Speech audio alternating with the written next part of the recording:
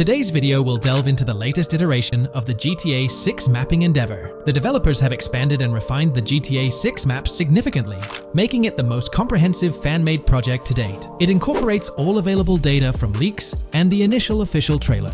We'll explore the recent updates to the map and conduct a fascinating comparison between the current GTA 6 map and those of previous GTA games. Additionally, we'll examine a fan-created satellite view of the GTA 6 map, along with the inclusion of Tommy Vercetti's mansion spotted in the trailer. All of these elements will be discussed in detail throughout this video. Let's kick things off with the GTA 6 mapping project. Changes have been implemented across all regions of the map. To ensure we cover everything comprehensively, we'll begin our tour from the northwest and work our way down, addressing each modification along the journey. Firstly, the map's dimensions have been expanded from 16,000 by 16,000 to 18,000 by 18,000 to accommodate the newly added landmass. Each square on the map measures 500 x 500 meters. Based on the latest estimations, the map will be larger than before, requiring more space to accommodate all its features. Currently, the northern portion of the map remains unknown, which contributes to its perceived size. Hence, the map extends beyond what's visible on the screen. According to rumors, the GTA 6 map is speculated to encompass 3 major cities. Presently, we're aware of 2. Vice City, the largest city, and Port Gorn, which has undergone further expansion in the latest map update. The third location, Yorktown, is anticipated to be modeled after Tampa. Rumors suggest that it could be the third major city featured on the map. However, at present, there's limited information available about it in the leaks. The only indication we have is a sign displaying New York Tune within Port Gorn. Regarding Port Gorn, details are scarce apart from its name and general location. It's positioned north of Fort Killorn and east of Yorktown. Moving on, we encounter Hank Hill, one of the notable elevations in the game. Despite Florida's predominantly flat terrain, Rockstar has incorporated hills sporadically to diversify the landscape. Adjacent to Hank Hill are the Domed Hills, another series of elevated areas. Notably, the border of a river is highlighted in orange, indicating speculative terrain. Nonetheless, it appears to be situated in the vicinity of Red Hill, a small town positioned near Lake Leonida. The largest body of water, Lake Leonida, sits approximately at the map's midpoint, drawing parallels to Lake Okeechobee in real life. To the north of Lake Leonida lies Fairyland Forest, a wooded area neighboring Fairyland, a playful nod to Disney World. To the east of Lake Leonida, you'll find Ambrosia and Laurel, 2 additional small towns, along with North Beaches. Heading south from Yorktown, we reach Port Gorn, which has undergone expansion westward. The buildings and roads depicted in black and grey correspond to those visible in leaked footage and the trailer. Roads highlighted in red, along with orange borders, remain speculative. However, the port area shows 2 speculative buildings and a portion of the border that's confirmed. The Bay Area has seen overall enlargement, including modifications to the speculative islands near Port Gorn. Additionally, a newly added section featuring small islands and a confirmed border indicates further expansion. With these developments, Port Gorn's size may rival that of Vice City. It might not match Vice City's scale, but it could rival, if not surpass, GTA 5's Los Santos, which is remarkable, considering it's our second city on the map. Additionally, the confirmed borders of Port Goro have been adjusted based on new evidence. The remaining areas in Port Goro largely remain unchanged. We still have Han Waffles Diner, surrounded by its buildings and structures, along with Port Gorn Motel, Gorn Bluff, the Pawn Shop, Port Gorn Raceway, Port Gorn Airfield, and the United State Prison. Belleville and Econfina remain situated near Vice City. Now, focusing on Vice City itself, much of it retains its layout from the previous map update. We observed the increasing density of the map, particularly with the Stockyard and Crossdown area now filled in, along with the hotels in the Vice Beach area. The proximity of the buildings to one another is quite striking. Additionally, the buildings on Pelican Harbor Island remain consistent with the previous update. However, there's been a recent discovery. I'd appreciate your thoughts on this matter in the comments below, as it could potentially be significant if confirmed. According to this viewer, they claim to have identified Tommy Vercetti's mansion in the trailer. They're referring to this specific mansion situated on the middle island, directly behind the enormous yacht. It bears a striking resemblance to his iconic abode. When we talk about the positive aspects of this partnership, it's essential to highlight the potential benefits that can emerge from Rockstar's newfound support for the modding community. One of the significant upsides is the acknowledgement of the brilliant and skilled developers behind the modding scene. For years, these developers have worked tirelessly to create unique and engaging experiences within the GTA universe. With Rockstar stepping into a collaborative space with CFX, there's an opportunity for a more symbiotic relationship. The infusion of official support could mean more resources, tools, and encouragement for modders to continue pushing the boundaries of what's possible within the GTA ecosystem. This collaboration might lead to innovative gameplay features, improved server stability, and an overall better experience for both players and content creators. Moreover, the recognition from a gaming giant like Rockstar could open doors for these modders in the industry. It may pave the way for potential collaborations, official partnerships, or even job opportunities within the gaming development sphere. This, in turn, could elevate the modding community to a more prominent and respected position within the gaming landscape. However, it's crucial to approach these potential benefits with cautious optimism.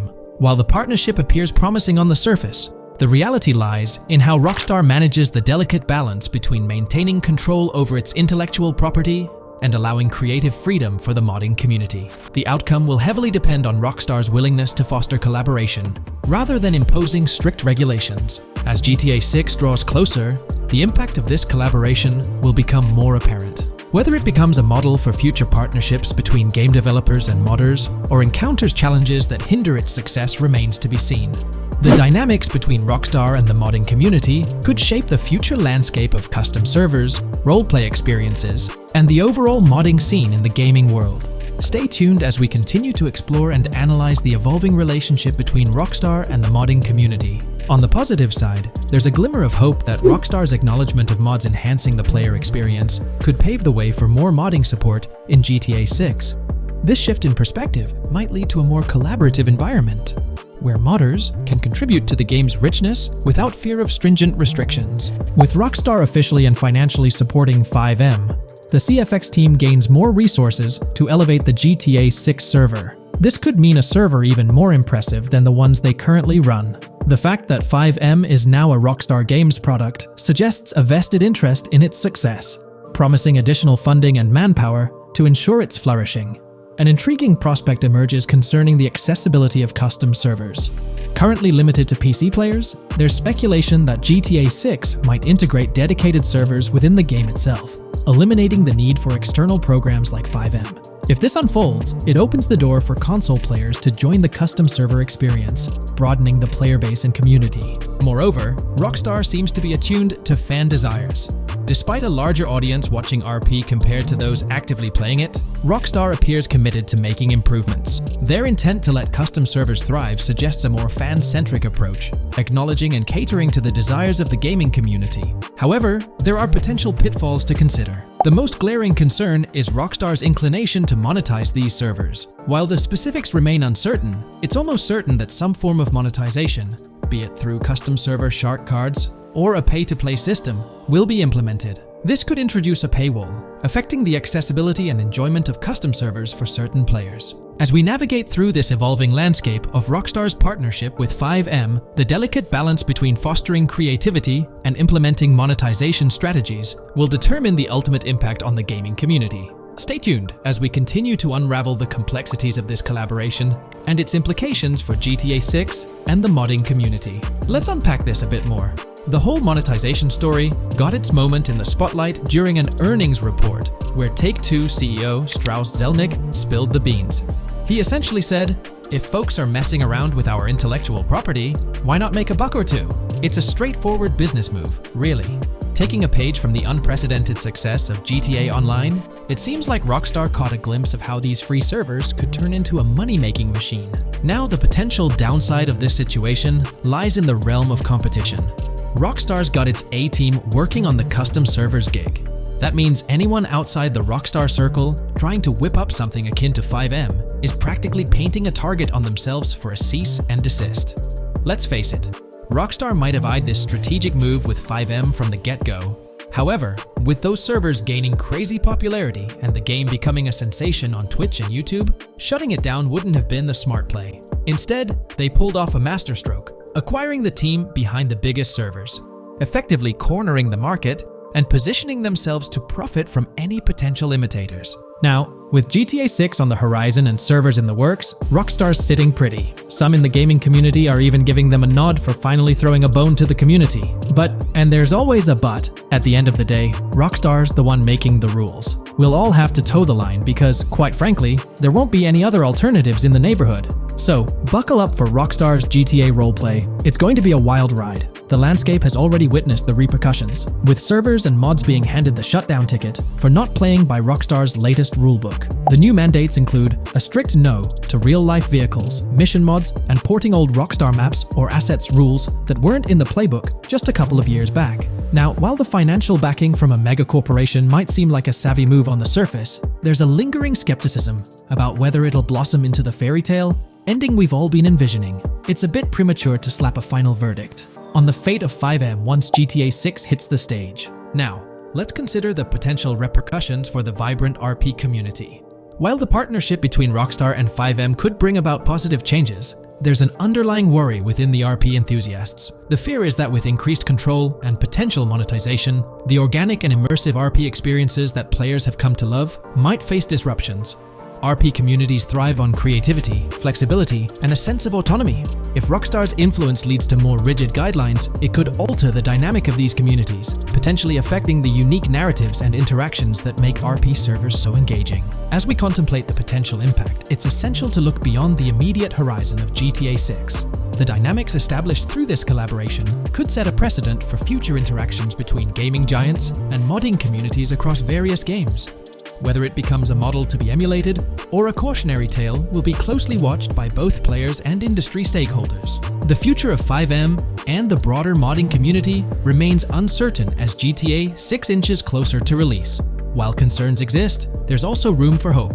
The collaboration might lead to a harmonious blend of official support and community-driven creativity, enhancing the gaming experience for everyone involved. As players, content creators, and modders navigate this uncharted territory, the one constant is the love for the game and the shared hope for a positive evolution in the gaming landscape. Taking a stroll down memory lane, Rockstar's track record with monetization doesn't exactly calm the nerves. Add to that the current scenario where they're laying down the law for the CFX team, dictating what's permissible and what's not. This conjures up a cloud of uncertainty regarding the future of both FiveM servers and the broader modding community. Personally, I'm a big fan of RP servers and that immersive content. It's my cup of tea. The idea that the same company that set the stage with GTA 5 might potentially tarnish FiveM, turning it into a monetized maze with no alternatives, that's a bit of a buzzkill. Yet, here we are, in the waiting room until GTA 6 steps into the limelight. There's been a lot of talk since GTA 6 was announced, with rumors flying all over. But hey, here's a rundown of confirmed stuff like vehicles, items, weapons, and features for the game. Now, the official release of the game is still a good few years away. Rockstar Games is really putting in the work to make this game top-notch. But thanks to a leak, we've got some inside info. We're talking cars, new physics, main characters like Lucia and Jason, map locations, a massive open world, tons of stuff to do in-game, and a bunch of weapons you'll get to use. We've also learned about better AI for non-player characters, some RPG elements, and cool new gameplay features. All this has got the gaming community buzzing about what GTA 6 will bring when it finally drops. Let's dive into the primary video clips making rounds on social platforms, showcasing mission gameplay, and offering insights into Rockstar Games' vision for GTA 6. Among the widely shared footage is a mission featuring Lucia, the game's playable character, and a Latina protagonist attempting to rob Hank's Waffles, a diner. During this early test phase, the non-player characters lack distinct facial features and bear a dummy-like appearance, humorously dubbed in-game as such. By the way, I'm holding a monthly giveaway for a PlayStation 5. You just need to subscribe and you're entered. Now, back to the video. The NPC's responses are influenced by Lucia's aggressive actions, with various animations depicting the fear evoked by the robbery, akin to the dynamic NPC reactions seen in Red Dead Redemption 2. In the diner heist, Lucia has the option to aim her handgun at a hostage, providing players the choice to either rob or engage in hand-to-hand combat. Managing the hostage adds depth to criminal activities in the game. Jason, the white male protagonist, is also involved in the robbery, allowing players to interact with both characters during the encounter. Jason urges Lucia to act swiftly, and escape without a trace, hinting at a relationship reminiscent of Bonnie and Clyde, aligning with previous leaks regarding the game's storyline. The character's appearance bears similarities to actors Eva Mendes and Ryan Gosling from The Place Beyond the Pines, though it remains uncertain if the narrative will mirror the movie's plot. Lucia and Jason appear to be in their late 20s, and the game incorporates a character switching mechanism seamlessly activated through the controller's D-pad. As the police arrive, Lucia can menace another hostage, leading to a showdown with law enforcement outside. The intricate design of the outdoor area suggests a setting modeled after northern Florida, characterized by lush vegetation.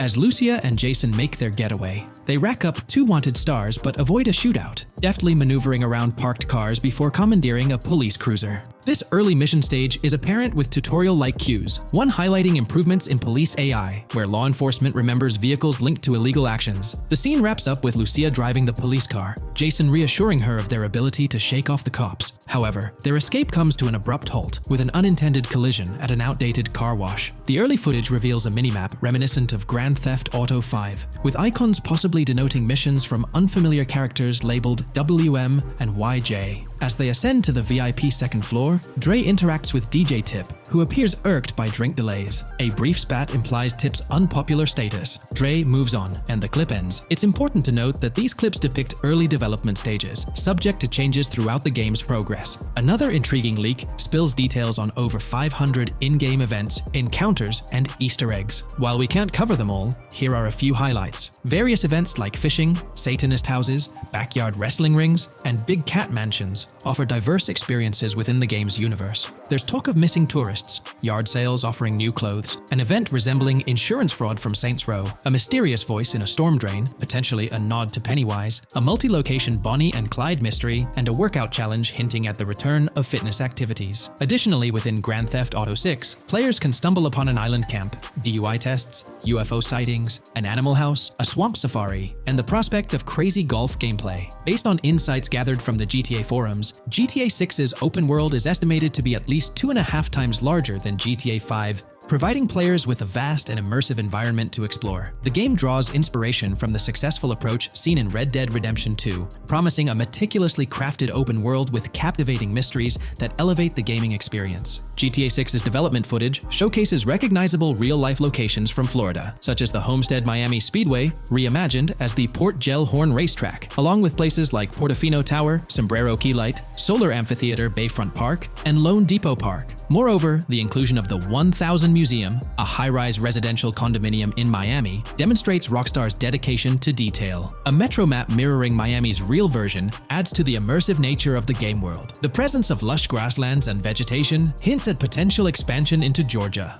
although this aspect remains speculative until officially confirmed. The Miami Beach Police Department's resemblance to the Vice City Neighborhood Police Station shows how Rockstar brings creativity into their world designs. Of course, with any early info, we're waiting for official confirmations to see how these elements fit into the final game. Until then, the mystery around Grand Theft Auto 6 will definitely keep fans excited for its release. Now, let's take a look at the primary locations featured in GTA 6. Ambrosia comprises Ambrosia Farms and the Tarmac. Bayside Copperhead, the Everglades or Grass Rivers, Fairyland, and Fairyland Forest offer distinct settings. The Keys region includes East Key, Low Key, and additional spots like a garage, gas station, and liquor store. Lake Okeechobee encompasses a motel, prison, and racetrack, while Little Haiti, North Beach, and North Miami feature establishments such as gas stations, hideouts, and liquor stores. Port Gellhorn distinguishes itself with detailed spots like an abandoned building, basketball court, beach, bingo hall, bowling alley, car wash, fishing store, fruit stand, gas station,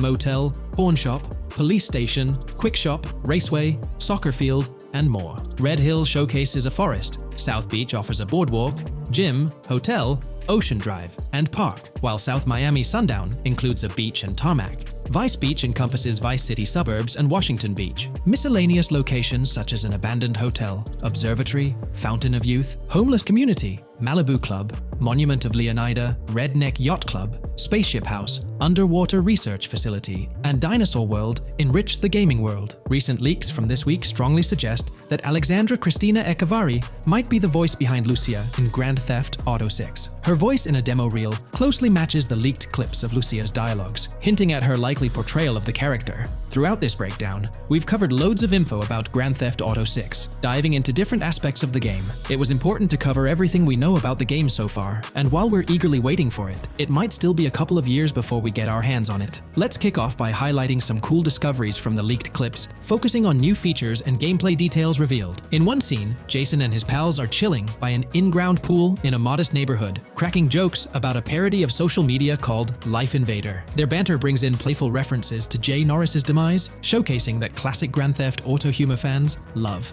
Lucia and Jason are shown in animation tests doing different actions like jogging, stopping, and ducking to avoid gunfire. Rockstar's developers also tested vehicle crash physics on an overpass. The highway signs on Interstate 97 mention North Beaches and Lake Leonida, with the current exit leading to Washington Beach. In another interesting scene, Jason finds a shipping container filled with stacks of cash and a motorbike. Various development clips reveal tweaks being made to a vehicle's interior, hinting at potential new designs or customization options for players. Throughout the clips, interactions with NPCs in the open world are demonstrated, including characters taking selfies, which adds depth to the game's environment and immersion. There's a moment where Jason enters a gang member's territory and takes cover behind a truck, showcasing unique animations for characters reacting to being shot. A notable find in the clips is a jetpack, previously leaked by Tom Henderson, which is seen inside the Jack of Hearts Club. The game features parody social media logos like Snapchat, Instagram, and Life Invader. Characters also sport different hairstyles, with details like Lucia's visible bra under her shirt, adding realism. A new feature is the ability for players and NPCs to hold their guns sideways during combat, adding a different dimension to fights.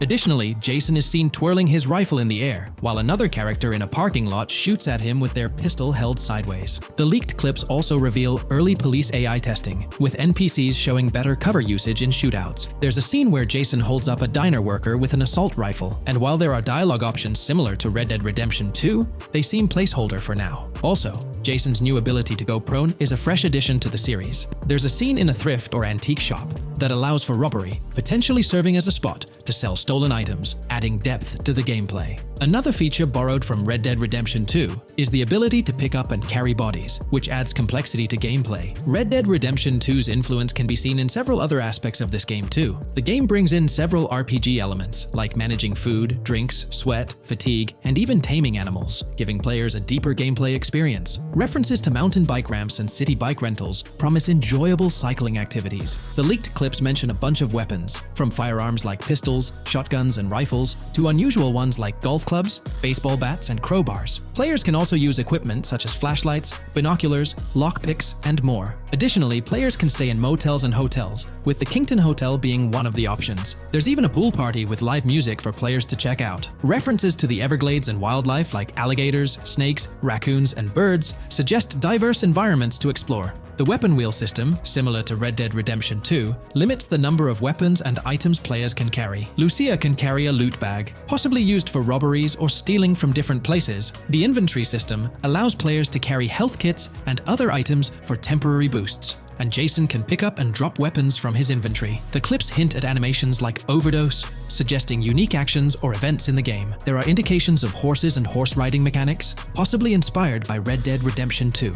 The open world is full of accessible places, including motels, metro stations, restaurants, pawn shops, and supermarkets. Little details like grabbing a gumball from a quick shop machine add to the overall vibe. A cool feature is the ability to shoot while swimming, adding a new layer to combat situations. All these diverse and interesting elements together promise an immersive and fun gaming experience in Grand Theft Auto 6. Let's dive into the cars of GTA 6. Shout out to the GTA forums for putting together this info. You can find links below to join the discussions. There's a bunch of confirmed vehicles. We're talking the Blista Compact, Ocelot Locust, and a car that looks like an early 90s Buick Skylark. Then there are some new cars without official names, like a 90s Chevy Caprice, a Chevy Malibu from 2016 onwards, a Chevy Sonic, and a Honda Accord from 2018 to 2022. And you know how Rockstar rolls, they'll give these cars their own funny names like they always do. There's more on the list too. Albany Primo, Benefactor Shafter LWB, a mix of Ford Explorer and Tahoe from the 90s or 2000s, a Toyota RAV4 from 2018 onwards with a mix of Lexus NX style, and a Mercedes grille,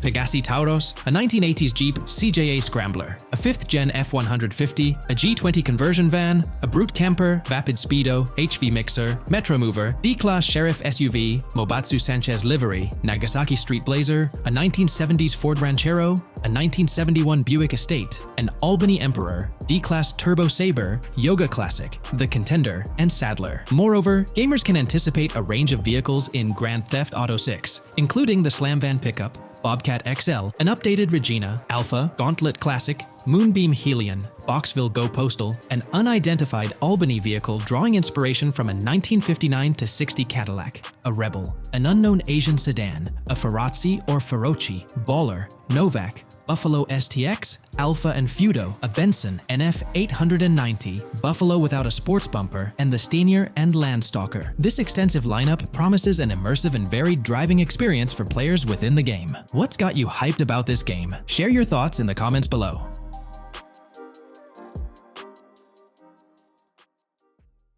Welcome to this video where we're going to explore 30 confirmed features of GTA 6 that Rockstar Games has officially talked about. But first, a quick heads up. The info we're sharing comes from a security breach and leak of GTA 6 pre-alpha footage. Rockstar Games acknowledged this leak on their official Twitter. Just to be clear, we won't be showing any gameplay footage due to possible copyright issues, but we'll definitely dive into these cool features. Feature 1. Looks aren't just for show. The reactions of non-playable characters, NPCs in GTA 6, are pretty fascinating. How clean your character is, and their overall appearance affect how these in-game characters respond to you. It adds a cool layer to the game, considering how NPCs react differently based on your character's appearance. Feature 2. Let's rev up the excitement with some serious vehicle action. Imagine cruising through the Everglades in a top-notch hovercraft. That's just one of the personal rides available right from the start. And there's more, like taking the wheel of a bold 1970 Ford Ranchero GT in striking red and black, owned by a character named Jason. Feature 3. Here's another level of immersion. Each character has their own stuff, so when you're playing as Jason, you can tap into Lucia's stash and vice versa. Say Jason's low on assault rifle bullets. If you're close to Lucia, you can ask her for some. It opens up a bunch of possibilities for teamwork and sharing resources in the game. Feature 4. For all you die-hard GTA fans, there's a new clothing store in town called Arches. It's got a fresh collection to amp up your character style. Feature 5. Let's talk graphics. In GTA 6, the clothes are seriously detailed. Wrinkles, dirt marks, and even sweat.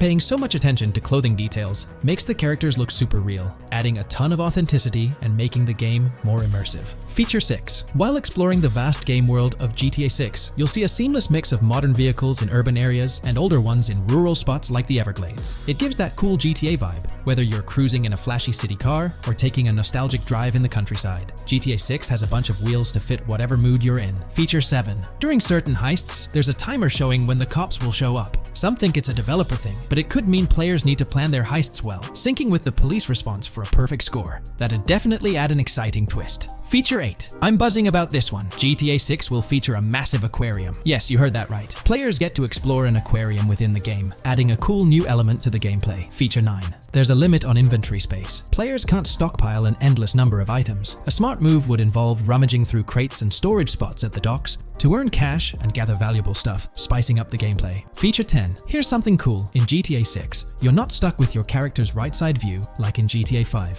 Following Red Dead Redemption's lead, players can freely switch their character's preferred shoulder for a better view. It also changes which hand your character uses for weapons, making gameplay more immersive. Feature 11. GTA 6 adds a touch of reality with a dynamic day-night cycle. Shops don't stay open 24/7 anymore. Some close at night and reopen during the day, making the whole experience more immersive. At night, the city changes vibe, less traffic, and a different feel altogether. Feature 12. Adding to the mix are special abilities, somewhat like what we saw in Red Dead Redemption 2. From leaked gameplay, it looks like Jason has a unique skill. He can spot valuable stuff in the surroundings. They light up like hidden treasures, adding a whole new twist to the game. Feature 13. Let's dive into some of the confirmed stuff in GTA 6. It's quite a mix. There are spear guns, bolt-action sniper rifles, and a bunch of golf clubs, wedges, irons, drivers. Also, players can use a crowbar to open containers and grab valuable stuff. There's more: smoke grenades, flashbangs, golf golf balls, and tracker jammers to dodge the cops. Snatching fancy cars might need special tools like the immobilizer bypass. Loads of choices to make gameplay super immersive and fun. Feature 14. Moving on to the awesome in-game places we've seen. There's a bunch. Tennis courts, a huge stadium, and even a museum, all with interactive insides. It's bringing back the exploration vibe we loved in GTA 4, and that's got us hyped for GTA 6. Feature 15. In a cool scene during a diner robbery, a non-playable character, NPC, was visibly relieved when the cops showed up, saying, "Finally, thank heavens." This shows how smart the AI is in GTA 6, and it's a sign of Rockstar's attention to detail. Feature 16. Get ready for a huge and diverse map to roam around. GTA 6 covers the whole shebang of Vice City and its surroundings, offering tons to explore. You've got the bustling city, scenic beachfronts, Everglades-like grass rivers, the charm of Florida Keys, and the quaint Port Gellhorn. Port Gellhorn even gets its own police department, showing different areas with their own rules, kind of like what we saw in Red Dead Redemption 2. So, where's your first stop in GTA 6? Drop your thoughts in the comments. Feature 17. Time for a tour of interiors in GTA 6. There's a bunch of places waiting to be discovered. One cool spot making a comeback is Escobar International Airport, giving us those Vice City vibes. Exploring the airport could unlock a load of side missions, opening up endless possibilities for adventures. Feature 18. Tourism's a big deal in GTA 6, making the game world feel alive. You'll stumble upon a clever take on a famous theme park, kinda like Disney World. It's a thrilling spot to dive into, and get this, there's even the International Space Station. Rockstar's really going all out to make GTA 6 an awesome experience. Feature 19. The characters you'll meet in GTA 6 have had some major upgrades. They come in all shapes and sizes, some towering and impressive, others more on the average or smaller side. This variety really brings the in-game city to life, making it feel more realistic. Rockstar's definitely set a high standard in gaming with this, and I can't wait to dive into this amazing world they've created. Feature 20 new gameplay features are here, and one that stands out is using assault rifles while inside a vehicle. It's going to shake up how players handle combat. Feature 21 money in GTA 6 works differently. You don't just magically get more cash in your bank account after robbing a store. Instead, you physically grab the cash from the store counter using a button. It makes the whole experience more real and interactive. Feature 22. Now this is wild. The vehicle customization options in GTA 6 are something else. When you get into a vehicle, hit the left D-pad for the vehicle options menu. You can tweak the seat, fix the steering wheel, and even jazz up the interior. There's talk that this might be limited to developers, but I'm hoping it's for everyone in the final game. Feature 23. There's a ton more to do in GTA 6. The game amps up interaction by letting you handle money, USB drives, weapons, food, and different clothes, giving you more control over the world. Feature 24 hats off to hat customization. In GTA 6, you can style your hat in different ways, showing off your fashion taste. It might seem small, but it makes your character really stand out. Feature 25. Here's a neat twist. When you're on the run and hijack a ride, your criminal description changes a bit, leaving out specific car details. This tricks witnesses and stops them from telling the cops about your getaway car. Smart move to stay hidden and adds a tactical side to the game. Feature 26. The big news? GTA 6 is officially scheduled to hit stores. Feature 27. Something fun and quirky. You can actually interact with gumball machines in the game and snag some gumballs. It's a small thing, but it adds a nice touch of reality to the game. Feature 28. Talking about the cops and what's happening in the game world. During gameplay, I saw the police doing traffic stops, DUI tests, and even searching vehicles. Also, the in-game map shows random NPC AI car accidents, and the cops rush in to handle these, making the virtual world feel genuinely chaotic. Feature 29. Time to talk weapons. GTA 6 brings a massive range of guns, from pistols to heavy artillery. With so many options, the action stays intense, making sure you're armed for any situation. Feature 30 GTA 6 is bringing in an inventory system, like what we saw in Red Dead Redemption 2. Looks like Lucia's got a sports bag hinting at that. Bonus features. Feature 31. Let's take a darker turn, handling bodies in the game. It adds a creepy level of realism players can deal with and move bodies, adding a whole different vibe to GTA 6. It'll be interesting to see how this affects the gameplay. Feature 32. NPCs in GTA 6 are shaping up to be super interesting. Rockstar's bringing in the immersive vibes we loved in Red Dead Redemption 2, and the potential here is huge. The improvements they've made could take the game to a whole new level. I'm super hyped to see what Rockstar's got up their sleeve. Feature 33 GTA 6 starts off with a bang, small-time heists, and the chance to rob small businesses, giving you a thrilling start. Feature 34. You'll get your hands on a bunch of tools to up your crime game in GTA 6. Lockpicks, hacking gadgets, and more are there to help you handle whatever challenges come your way. Having the right tools in your pocket makes the gameplay more lively and exciting. Here's all the information we've managed to gather about Grand Theft Auto 6 so far. Dedicated fans have compiled a 60-page document that meticulously covers every new feature revealed in last year's leaks. These features have been officially confirmed by Rockstar Games, as they originate from the footage Rockstar themselves, acknowledged as part of Grand Theft Auto 6. Keep in mind that the game is still in development, so some details might evolve. However, as of now, these are the features you can expect to find in the game. If you're interested in delving into the full document, you can find a link in the description. But bear in mind that it's quite an extensive read, so we'll break it down for you. Let's begin by discussing the game engine. Euphoria physics has undergone adjustments, and improvements have been made to the ragdoll physics and overall game physics compared to GTA 5. Additionally, Grand Theft Auto 6 will incorporate lighting and skybox systems similar to those seen in Red Dead Redemption 2. This means you can anticipate enhancements like volumetric clouds and better lighting, which mark a significant leap forward, even compared to Red Dead 2. One notable detail from the leaks is the presence of heavy fog, a feature not prominently seen in GTA 5, except for snowy conditions. Advanced weather systems will play a more prominent role in GTA 6, adding depth and immersion to the game world.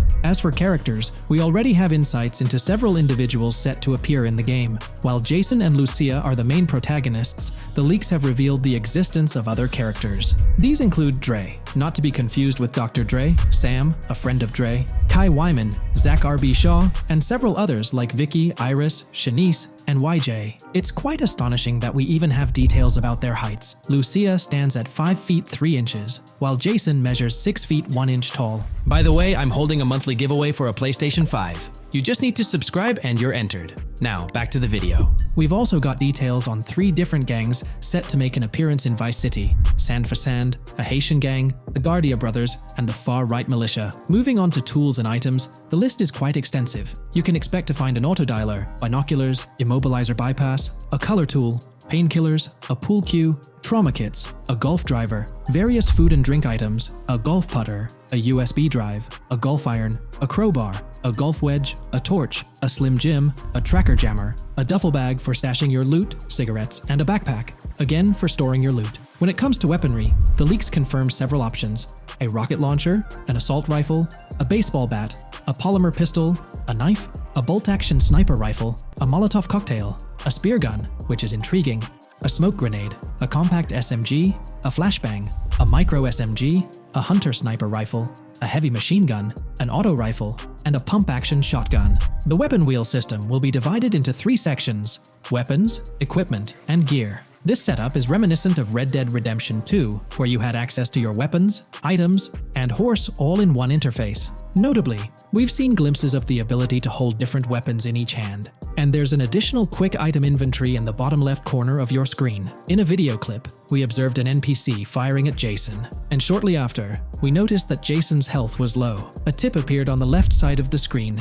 indicating, "You were injured. Your health will regenerate slowly. Open your weapon wheel and use a recovery item to replenish your health faster." Unlike GTA 5, where your health regenerated only up to 50%, in GTA 6, it seems that you may regenerate to full health naturally, albeit at a sluggish pace. However, if you want to expedite your healing process, you can employ a medical item. We've got confirmation on 7 open-world activities that will be available in the game. Currently, these activities include dice, golf, fishing, and races. Additionally, there's a van shipment activity, and in one of the videos, you can spot the spawning location for a delivery van event. This location is near the industrial area of Port Gellhorn, and it's noteworthy that there's a warning poster about security cameras in this area, suggesting the need for caution while attempting to rob the van. Now, regarding robberies, if you've seen the leaks, you might remember the Hank's Waffles robbery, which was quite impressive. Jason and Lucia took on the challenge of robbing this massive diner.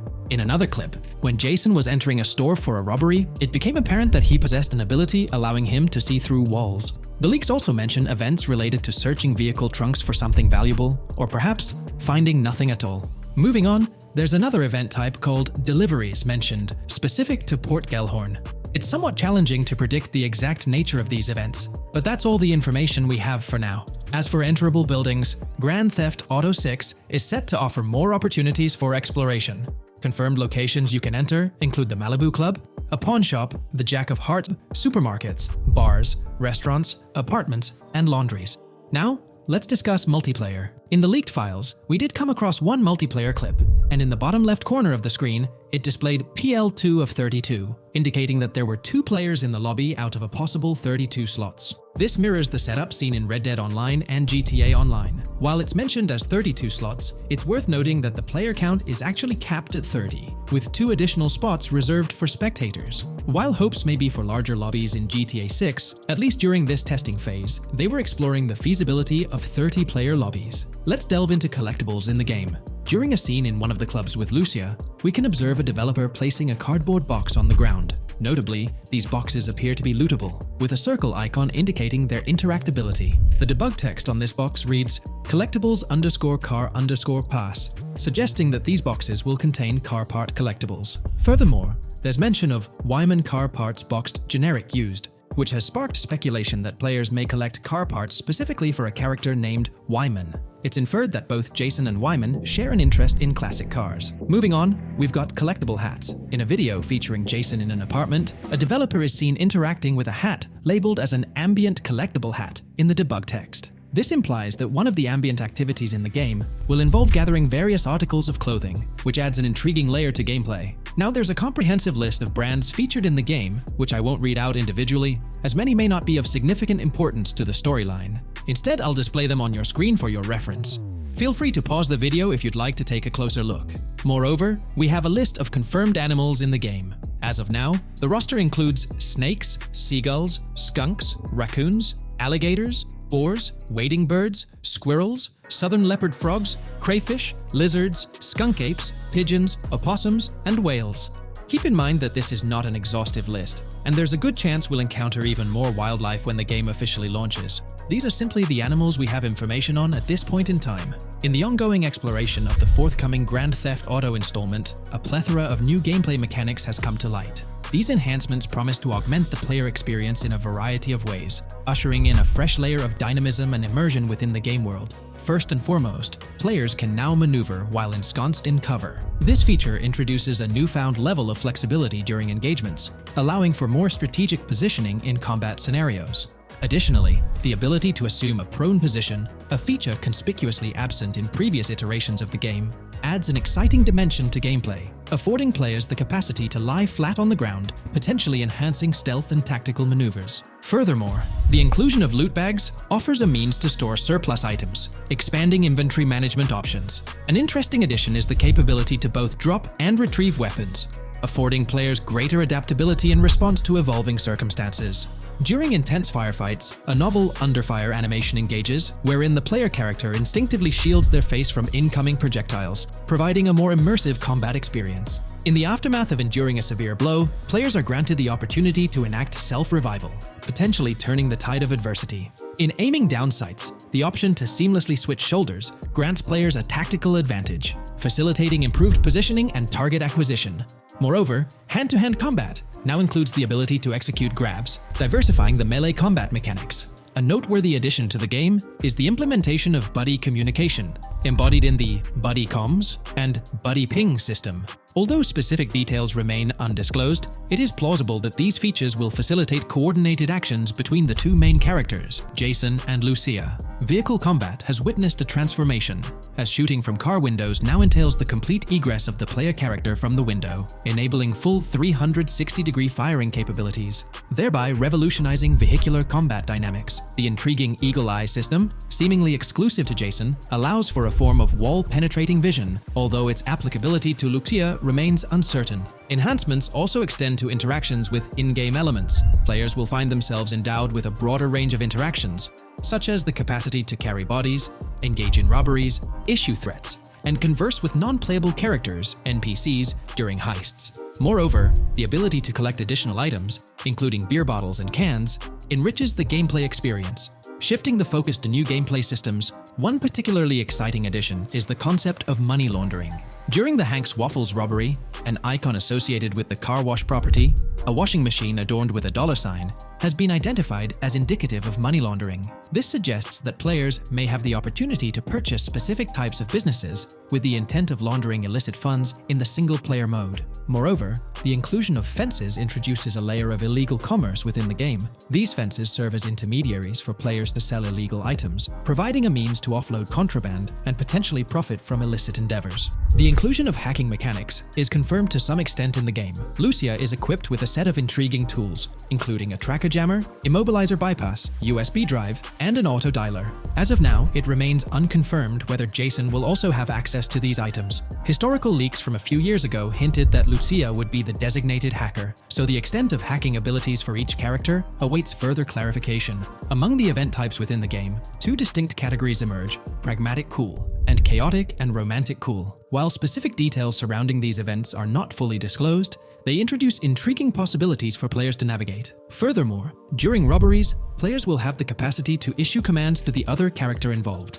In a video clip from the leaks depicting a robbery, a tip notification suggests checking in with Jason or holding for more options. This implies that players can give their partner commands during a heist. Notably, prompts to instruct Jason to either surrender or follow indicate a degree of control over both characters simultaneously, simplifying coordination compared to relying solely on AI behavior. The witness system and police recognition within the game hold significant implications. During the Hank's Waffle robbery video, an interesting detail surfaces regarding the Wanted Level Stars interface, which includes the term full description. This strongly suggests that witnesses within the game possess comprehensive knowledge about the player character. Consequently, law enforcement is expected to recognize the player once Lucia enters a police vehicle. Additionally, a transition is observed from no vehicle description to full vehicle description in response to Lucia's actions. This implies that even after losing a wanted level, if the police spot the player in the same vehicle, they will react accordingly, potentially leading to an arrest or hostile encounter. During the robbery sequence, Jason can be seen actively preventing customers marked with yellow icons above their heads from calling the authorities or fleeing the scene.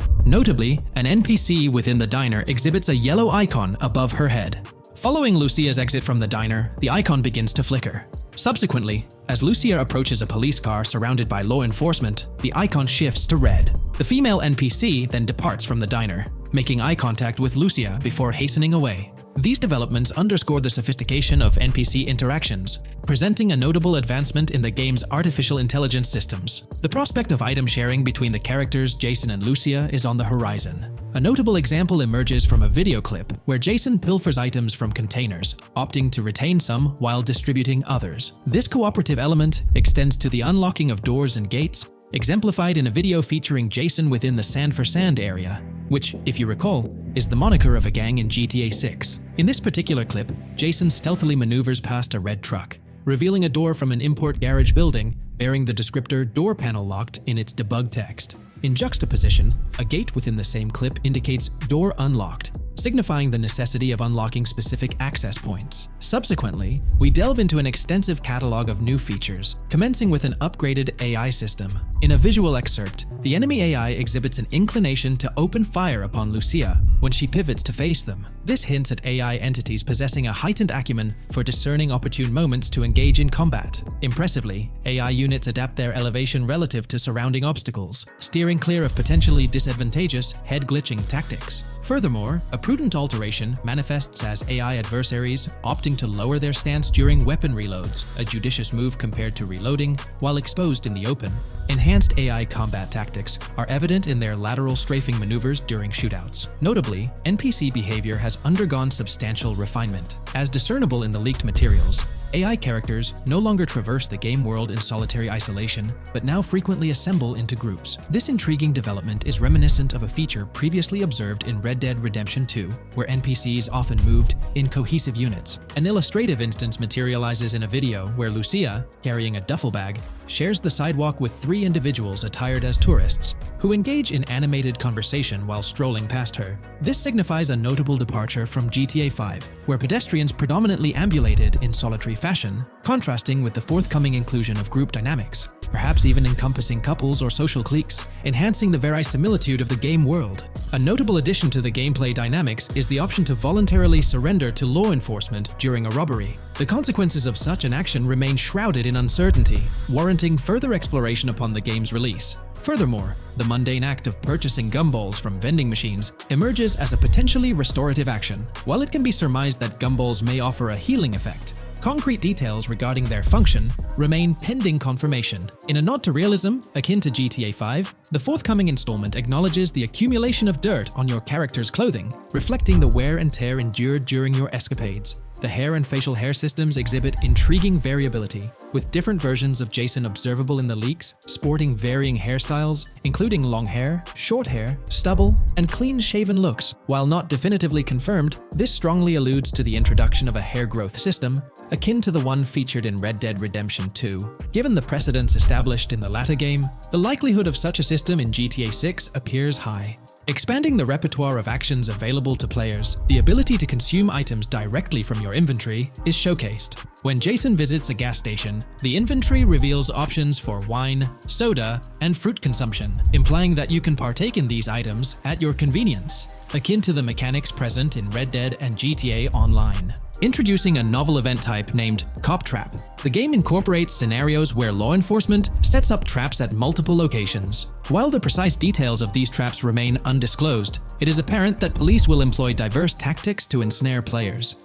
An overhaul in the police system introduces the concept of time until cops dispatch. In this iteration, criminal activities do not instantly summon law enforcement. Instead, players are afforded a brief window to execute an escape before the police response commences. The inclusion of security cameras as a surveillance mechanism adds complexity to evading detection. Unlike the conventional implementation in GTA Online, these cameras employ a detection meter, reminiscent of mechanics seen in games like Payday 2 or Payday 3. Players must act swiftly to evade the camera's line of sight within a specified time frame, akin to a filling bar, to avoid detection. This novel approach to security cameras introduces a fresh layer of challenge and strategy to evading law enforcement. Players will have the newfound ability to restrain non-player characters, NPCs. The primary method, as gleaned from the leaks, involves the use of zip ties. This restraint option becomes particularly pertinent during robbery scenarios, where players can employ zip ties to immobilize NPCs. A novel feature that comes to light is the capacity to loot vehicles. A fleeting glimpse in the Hank's Waffles video reveals a button prompt in the bottom right corner of the screen, labeled Examine SUV. This hints at the prospect of inspecting random cars and potentially engaging in vehicular theft. To make car theft more engaging, an advanced hijacking system is on the horizon. The existence of the Immobilizer bypass device, previously discussed, suggests that pilfering high-end vehicles will pose a greater challenge. Additionally, an item known as the Slim Jim will facilitate unlocking older model cars. These mechanics collectively point to the notion that hijacking automobiles will become a more intricate endeavor, with the potential for car theft endeavors to end in failure. Furthermore, two intriguing event types emerge, namely carjacking, CAT, and carjacking, advanced AI. These events suggest that the vehicular hijacking process will incorporate nuanced elements, potentially involving the interference of an AI-controlled entity. GTA 6 promises to deliver an augmented vehicular experience through improved vehicle damage and handling. In a displayed video clip, as Lucia attempts to evade pursuing law enforcement, cars suffer more impactful damage. Notably, various parts of the vehicles, such as the front fender and hood, demonstrate more realistic deformation and fragmentation. The in-game interiors now feature functional GPS and waypoint systems on the dashboard, enhancing navigational convenience for players driving in the first-person perspective. Additionally, players have the option to enter a car via the passenger seat, offering flexibility in vehicle interaction. A hallmark of GTA 6 is its meticulous attention to detail. Players can encounter raccoons engaging in behavior, such as rummaging through trash cans and pilfering food bags. These instances are categorized as world events, denoted as raccoon climb out of garbage, raccoon rummage trash, and raccoon steal food bag. While numerous other subtle details enrich the game world, they are too numerous to enumerate here. Interested individuals can explore these intricacies further through the provided link. Expect a heightened level of auditory realism in GTA 6. Weapon sounds exhibit enhanced clarity and realism, with greater volume. The sounds of bodies impacting the ground will resonate with a more substantial thud, evoking a heightened sense of impact. Police sirens will reverberate off buildings and environmental elements with heightened realism, while items will produce varying auditory responses contingent on the surrounding context. In essence, sound design in GTA 6 aims to authentically replicate real-life auditory experiences. Fascinating developments. Several months ago, a colossal trove of leaked data unveiled a wealth of intriguing random events, world encounters, that promise to enrich the GTA 6 experience. While I won't delve into all of them, the list is nothing short of captivating. Events range from mundane occurrences like parking disputes to more enthralling incidents such as donut burnouts, protests, and even someone suffering a concussion. The prospect of navigating the lifelike world of Vice City, teeming with such diverse activities, is undeniably exhilarating. I strongly recommend pausing the video to peruse this remarkable compilation. Additionally, we have been privy to an extensive catalogue of vehicles slated to appear in GTA 6. These vehicles, gleaned from both in-game leaks and files, I encourage you to peruse this comprehensive list at your leisure. It resides on page 30 of the document. Furthermore, the leaks have divulged a plethora of confirmed locations within Vice City and its environs. Naturally, Vice City itself takes center stage, while several districts and neighborhoods will pepper its landscape. Notable locations include Edgewater, North Bay City, Rock Ridge, Little Haiti, Vice Beach, South Beach, Washington Beach, and Key Biscayne.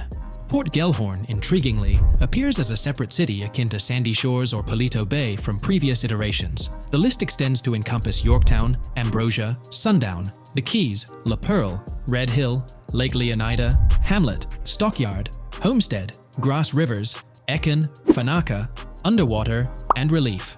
Each of these major locations contains a multitude of sub-locations, a testament to the meticulous world-building evident in the game. As if this weren't enough, the dedicated community has endeavored to construct a speculative map of GTA 6 based on coordinates extracted from the leaks. While the precise layout of the map's northern region remains uncertain, the map preview encapsulates the sprawling Vice City to the south and Port Gellhorn on the left. This visual representation of the game world is undeniably impressive and stokes the anticipation for the immersive adventures that await.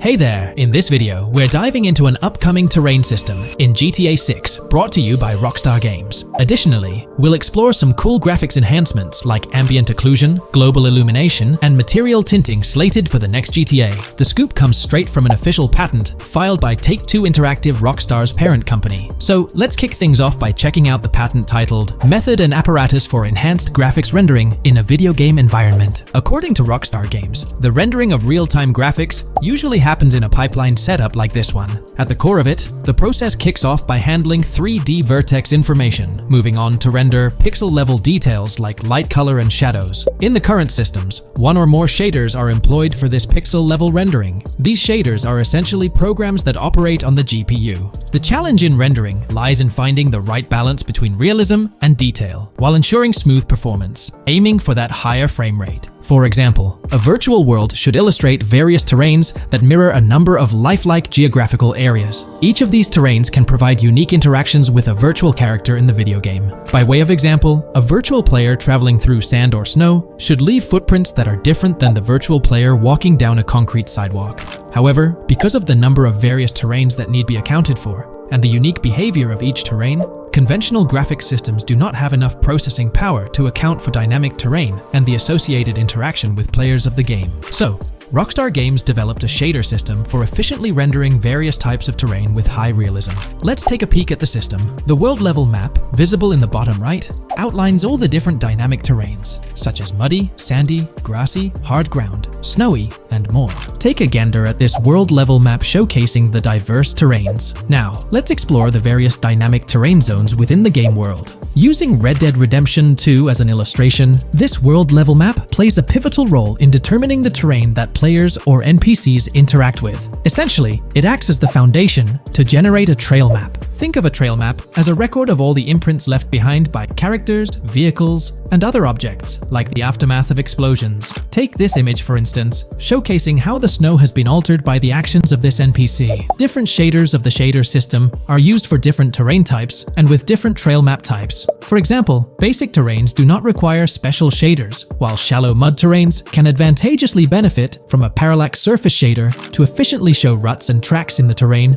with a high detail trail map. As an additional example, deep mud terrain may use a tessellation surface shader to model the ruts and tracks in the mud. You might be aware that in Red Dead Redemption 2, you can leave realistic footprints in the snow and mud. Rockstar explained that they employed two shaders for this effect: parallax maps and desolation. These shaders create a convincing illusion of high-level deformation, where footprints appear on the terrain's surface. In reality, the surface is warped but not physically deformed, ensuring a smooth and polished movement experience. In GTA 6, they're applying the same technique to bring an extra layer of realism. This will be particularly noticeable with explosions, firing RPGs at the ground, walking through mud, or driving vehicles through it, each leaving distinct tracks based on the terrain. RPGs, for instance, will create crazy craters on the ground. This adds a significant level of interactivity, making it feel like you're genuinely impacting the game world in real time. Despite it being an illusion, the result will be remarkably realistic, akin to the snow in Red Dead Redemption 2. To sum it up, this graphics rendering patent encompasses the dynamic terrain,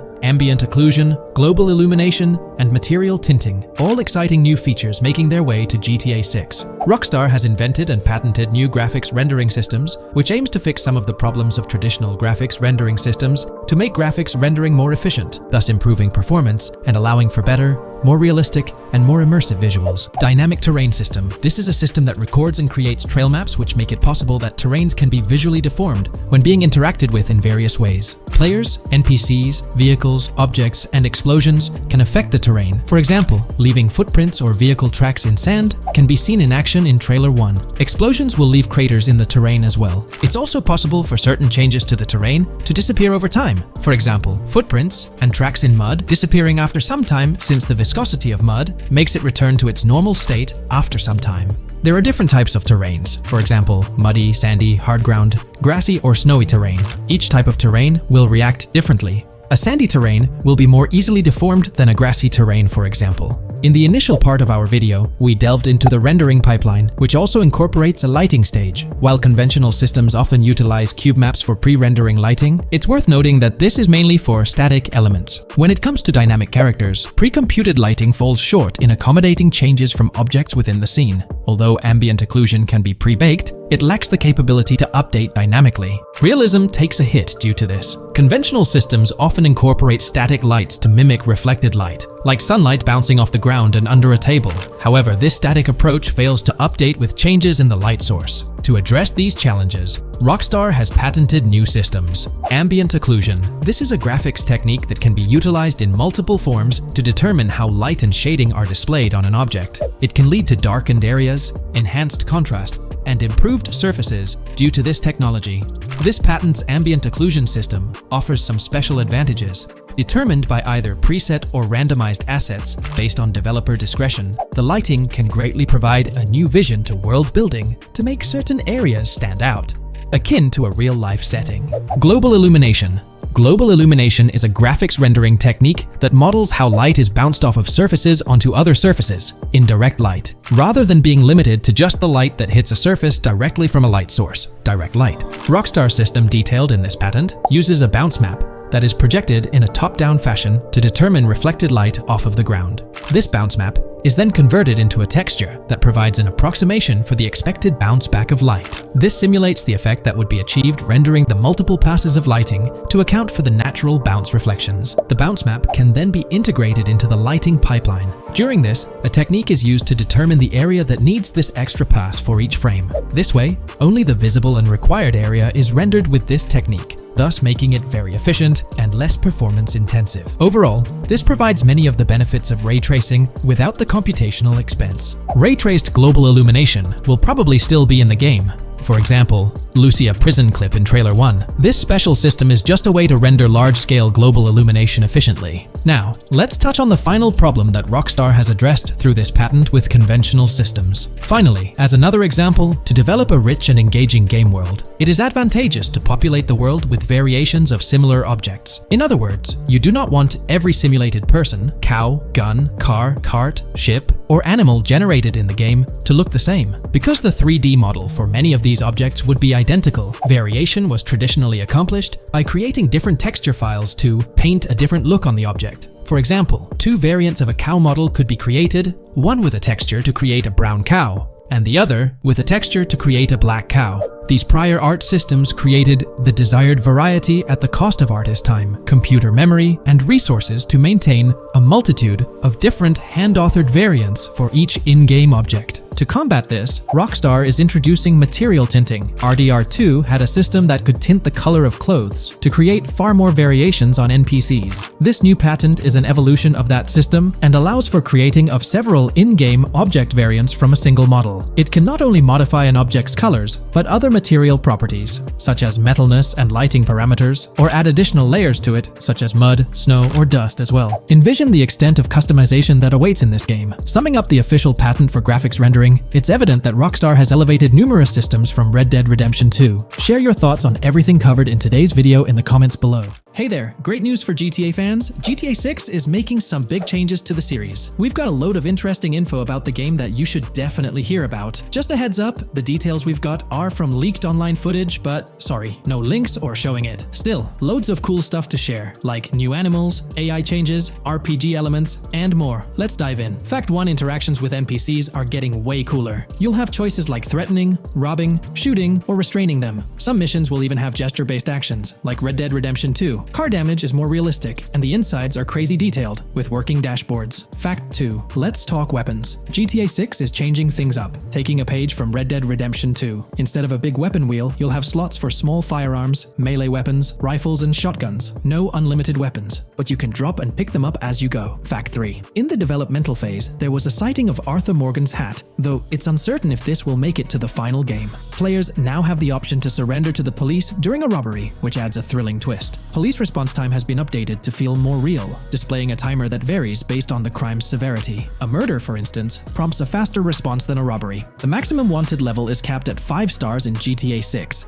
and the possibility of a 6-star level seems improbable in the current gameplay being developed. By the way, I'm holding a monthly giveaway for a PlayStation 5. You just need to subscribe and you're entered. Now, back to the video. Fact 4: police AI has significantly improved from the last game. Instead of rushing in blindly, they now exhibit more realistic and intelligent behavior. If you commit a crime and flee in a vehicle, cops will note the specific vehicle and license plate, making evading them more challenging. Fact 5: let's talk about the strong emphasis on indoor locations in GTA 6. There's a bunch of different interiors to explore, like nightclubs, motels, hotels, restaurants, pawn shops, supermarkets, fast food joints, gun stores, shooting ranges, and the Vice City metro station. Plus, they've added working elevators for a more immersive feel. Interestingly, there's a risk of players getting banned from stores, which adds a twist. Fact 6: moving on to the characters. GTA 6 introduces 2 protagonists, Jason, played by Brian Zampella, and Lucia, portrayed by Alexandra C. Echevarri, who happens to be the franchise's first playable female character. You can switch between them instantly. They're also a couple, drawing inspiration from Bonnie and Clyde. Fact 7: clothing in the game behaves realistically. You can wear accessories like sunglasses, watches, wristbands, and hats in different ways. The detail is pretty cool, with sweat,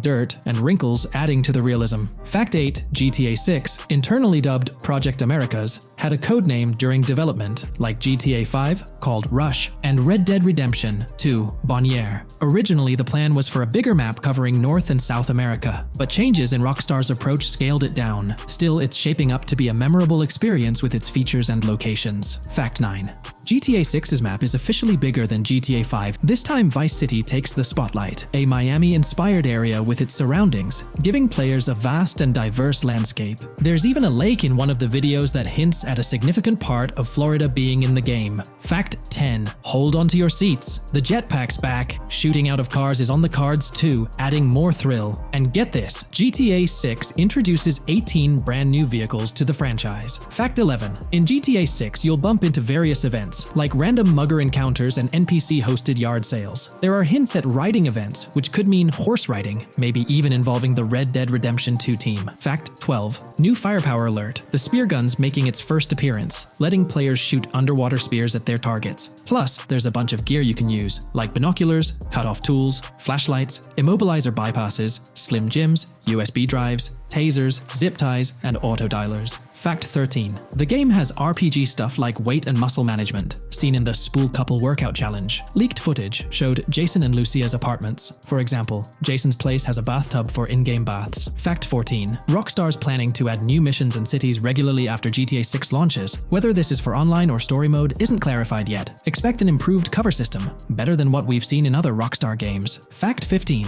make sure not to overlook the Kingston Hotel. It's a lively spot with pool parties and live music, making GTA 6's world even more vibrant. Fact 16: GTA 6 gets more interactive with working CCTV cameras that you can wreck. Be wary of cop traps, spots where cops wait to nab you, and be prepared for intense moments with dirty cop shakedown events. Fact 17: as part of the immersive feel, the game includes DUI sobriety tests, but it's unclear if they're for the player character or random NPCs. Rockstar's focus on detail shines, even with fully working gumball machines in the game. Fact 18: The gunplay in GTA 6 resembles what we've seen in Red Dead Redemption 2 and Max Payne 3. It might be worth giving those games a shot before GTA 6 comes out, if you haven't already. And activities? GTA 6 is loaded with options, from fishing and crazy golf to basketball, football, and soccer. There are gyms to work out in, a yacht club, and even a racetrack. Fact 19. Get ready for a modern-day setting. Post-GTA 5 events. The game is meticulously detailed, recreating many Miami landmarks like a grand tennis court,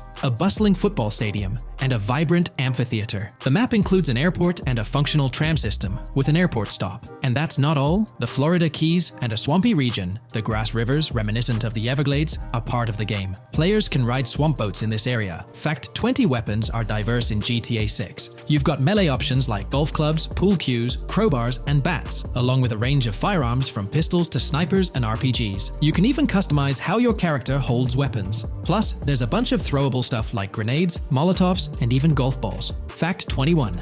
One major upgrade in GTA 6 is NPC behavior.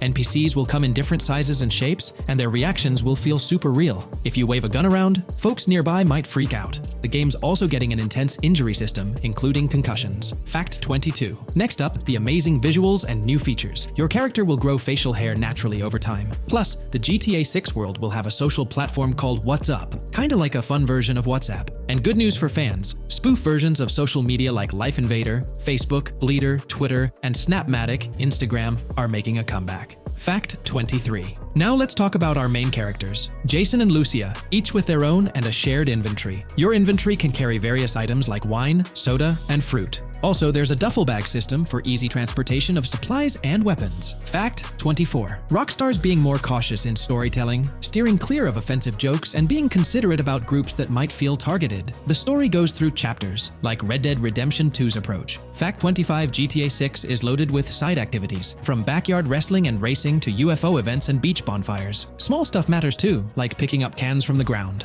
Jason and Lucia, the main characters, have special abilities similar to those in GTA 5. Fact 26. Jason and Lucia's safe house is a motel, a hub for their activities. The game's world has various street gangs, each with its own vibe. Characters have different personalities like romantic, cool, pragmatic, chaotic, and pragmatic cool. Fact 27. Gameplay tweaks in GTA 6 include the ability to zip tie NPCs for stealth elements, and the option to carry bodies, adding depth to stealth mechanics. Fact 28. Robberies are a big deal in GTA 6, ranging from big heists to smaller scores. You've got easy scores like hitting bingo body shops, burnout skirts at Cafe Caraway, clothing stores, food trucks, massage parlors, and more. And now, there's even the chance to rob shipping containers, which adds a whole new level of excitement. Fact 29. Gameplay is stepping up. For the first time in GTA, you can crouch and go prone, bringing in some tactical vibes. RPG elements are also in, with hints about hunger leveling and animal interactions, adding depth to the game. Fact 30. Excitingly, the Malibu Club and Ocean View Hotel are back in GTA 6. There are hints at events like Lost at Sea Island Camp and Lost Plane, suggesting possible island scenarios like Guarma from an earlier game. Fact 31. While exploring, you'll meet loads of wildlife, alligators, bears, boars, dogs, snakes, raccoons, birds, frogs, bald cats, and rodents. You'll also spot symbols for plants and toxic waste around the game.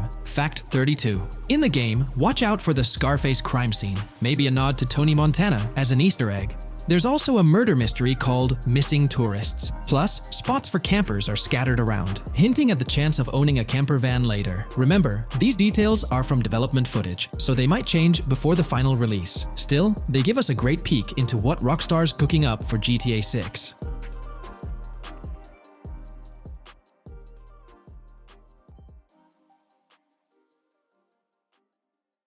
Today's video dives into the NPC AI patent, focusing on virtual navigation in Grand Theft Auto 6. This patent sheds light on the intricacies of in-game traffic, promising a heightened level of realism compared to previous iterations. We'll explore the notable enhancements Rockstar has implemented, creating a more sophisticated system that elevates the gaming experience. By examining various sources, we aim to provide a comprehensive overview of this navigation system, offering insights into what Rockstar has in store for NPC navigation in GTA 6. Let's delve into the details of this intriguing patent. System and method for virtual navigation in a gaming environment. Let's break down this patent for a moment. Essentially, it gives us insight into how non-playable characters operate within the game environment. They explain that NPCs' actions are controlled through artificial intelligence, allowing for real-time decision-making based on preset algorithms. In many systems, this is achieved through nodes and links, where each node contains important data that influences NPC movement. For example, in a game involving vehicles, this data could include factors like vehicle speed, lane width, road type, and number of lanes. Now, these nodes are essentially waypoints that NPCs follow to navigate from one point to another. In simpler sections of the road, these nodes might be connected linearly, guiding NPCs straightforwardly. But in more complex areas, like junctions, the nodes become more intricate. Take a basic intersection, for instance. A vehicle approaching it would have several exit options, leading to a branching network of nodes. In older systems, like the one used in GTA 5, NPCs might make decisions at these junctions based on simple rules, sometimes leading to behaviors that seem a bit random. However, this conventional method has its limitations, especially when it comes to handling various factors like weather conditions, changing lanes, parking cars, or anticipating road exits. In these situations, the old system could falter, as NPCs might not adapt well to the dynamic environment. One downside of the node-based system is its limited capacity to replicate real-life factors that humans naturally consider. Another drawback is its constraint in automating NPCs effectively. Due to memory and processing limitations, only a set number of NPC-controlled cars can be spawned in the game. Naturally, players crave a more immersive experience with a greater number of NPC-controlled cars on the road. Moreover, in conventional systems, NPCs often repeat the same actions, and some may even disappear as players get closer to them. Additionally, in GTA 5, the system relies on local traffic avoidance for NPCs to steer clear of collisions. This means that NPCs continuously scan their immediate surroundings each frame for any obstacles like vehicles, pedestrians, or objects. Using a front-facing polygon, they gather data about the road layout and calculate the optimal steering angle to dodge obstacles or stay on the road. It's worth noting that this process occurs independently for each frame, without any reference to previous frames. This results in slower detection, as the system may not recognize a road blockage promptly. Instead, it interprets the obstruction as something to be avoided, without distinguishing it as a complete road blockage. Recognizing these limitations, Rockstar has engineered an NPC system that addresses these shortcomings of conventional systems. This advanced system efficiently manages NPC nodes and node graphs, yielding optimal outcomes while circumventing hardware and software constraints. NPCs in this system demonstrate heightened spatial awareness and adaptability, capable of altering routes based on real-time data from the environment. Moreover, this innovative system synergizes with the tagging mechanism discussed in earlier discussions. Through node analysis, the system identifies tags, such as indicating a road leads to a junction unsuitable for large vehicles. Consequently, large vehicles are deterred from entering. Furthermore, NPCs within this system consider various attributes of vehicle types, models, including speed restrictions, acceleration and braking capabilities, top speeds, cornering abilities, and vehicle size. NPCs will consider a plethora of data from their surroundings, leading to heightened situational awareness. Video games are populated by NPCs who are able to make real-time decisions based on their environment. Games use a specific system for NPCs to traverse the game world. However, this system is very limited, and thus the decisions NPCs can make are very limited as well. NPCs in vehicles only consider their close vicinity, but nothing else. Also, to avoid collisions, NPCs only consider the last generated frame and base their reaction on that. No prior frames are considered. Rockstar has invented a new system which aims to fix these issues and make NPCs more intelligent, and thus make the game world feel more realistic. NPCs can now consider factors like traffic, as well as account for changing lanes when parking cars, anticipating a road exit, weather conditions, and the like. There are more than a predetermined number of NPC-controlled cars in the game now for a realistic experience for the player. Vehicles can now plan accordingly in case there is any type of road blockage. This also applies to police cars being able to navigate their way through traffic during a chase. I'd like to highlight another breakdown of the patent, which dates back 3 years ago. Let's delve into it. Takeaway from yesterday's patent post. I've read over the patent post from yesterday, and I noticed a lot of people missed the most exciting information in it. I'll sum it up in non-technical language. It's essentially a method to improve vehicle AL when driving currently. When NPCs drive on the road, they can sense a few cars around them to determine crashes or other things to drive around. This is dumb AL. as it has very few factors to take into account and requires a lot of computational resources. This is why vehicles despawn when far away to free up the CPU. Rockstar's patent describes a system that primarily will change this and give NPCs more situational awareness. They will essentially have an objective of navigating from one location to another, simplified, but is essential in making routines similar to RDR2, and be able to take into account other external factors. Coolest of all, NPCs will still exist when your game isn't rendering them in this implementation. Specific examples mentioned by Rockstar state they will be able to use weather conditions, traffic, and crashes to determine where to go. Some areas might be dangerous in the rain, they might avoid it. If an area has too much traffic, they will avoid it. Possibly destructible environmental areas could be reacted to. Similar to bridges in Just Cause, this point is speculation, however. Cars will also be able to take into account number of lanes and speed in their decisions.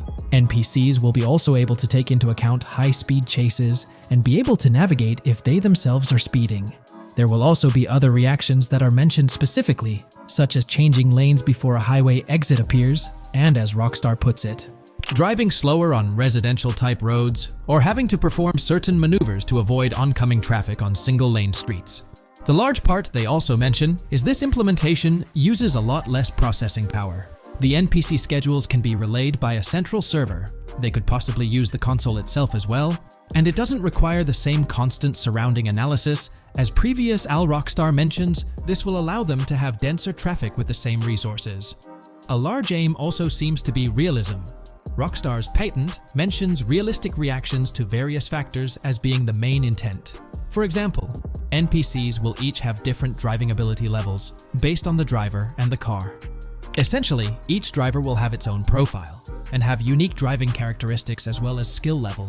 Some might speed, others might not. Each vehicle will also affect the driving of these drivers. We're eagerly anticipating the debut of this new system in action in GTA 6. Share your thoughts in the comments section below.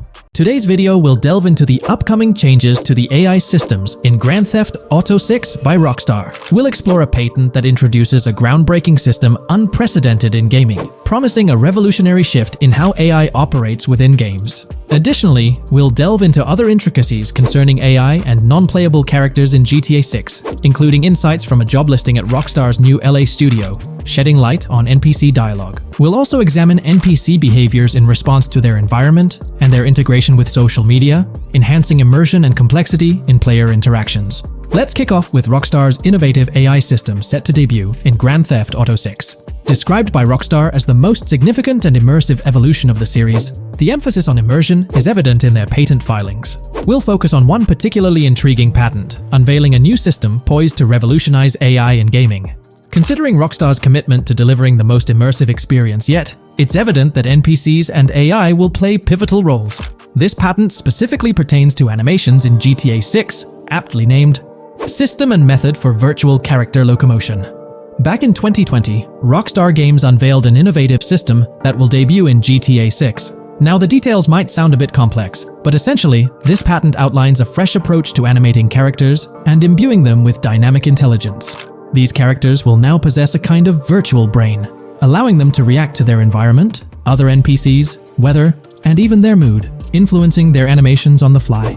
Before this advancement, each character's animation had to be painstakingly recorded in a studio equipped with motion capture technology. This process involved attaching markers to actors' suits and compiling animations into what's called an animation tree. This method was resource-intensive, limiting the variety of animations Rockstar could include in their games. For instance, in GTA 5 and Red Dead Redemption 2, each NPC had its own animation tree, containing all their actions. Animation trees essentially stack animations, blending them together seamlessly and transitioning between them based on player input and in-game conditions. Additionally, motion matching, a feature seen in GTA 5 and RDR2, automatically selects animations based on player actions and the surrounding environment. This results in fluid and lifelike character movements, such as running while shooting, creating a more immersive experience for players. With GTA 6, Rockstar introduces an innovative system designed to optimize resources and streamline animation data.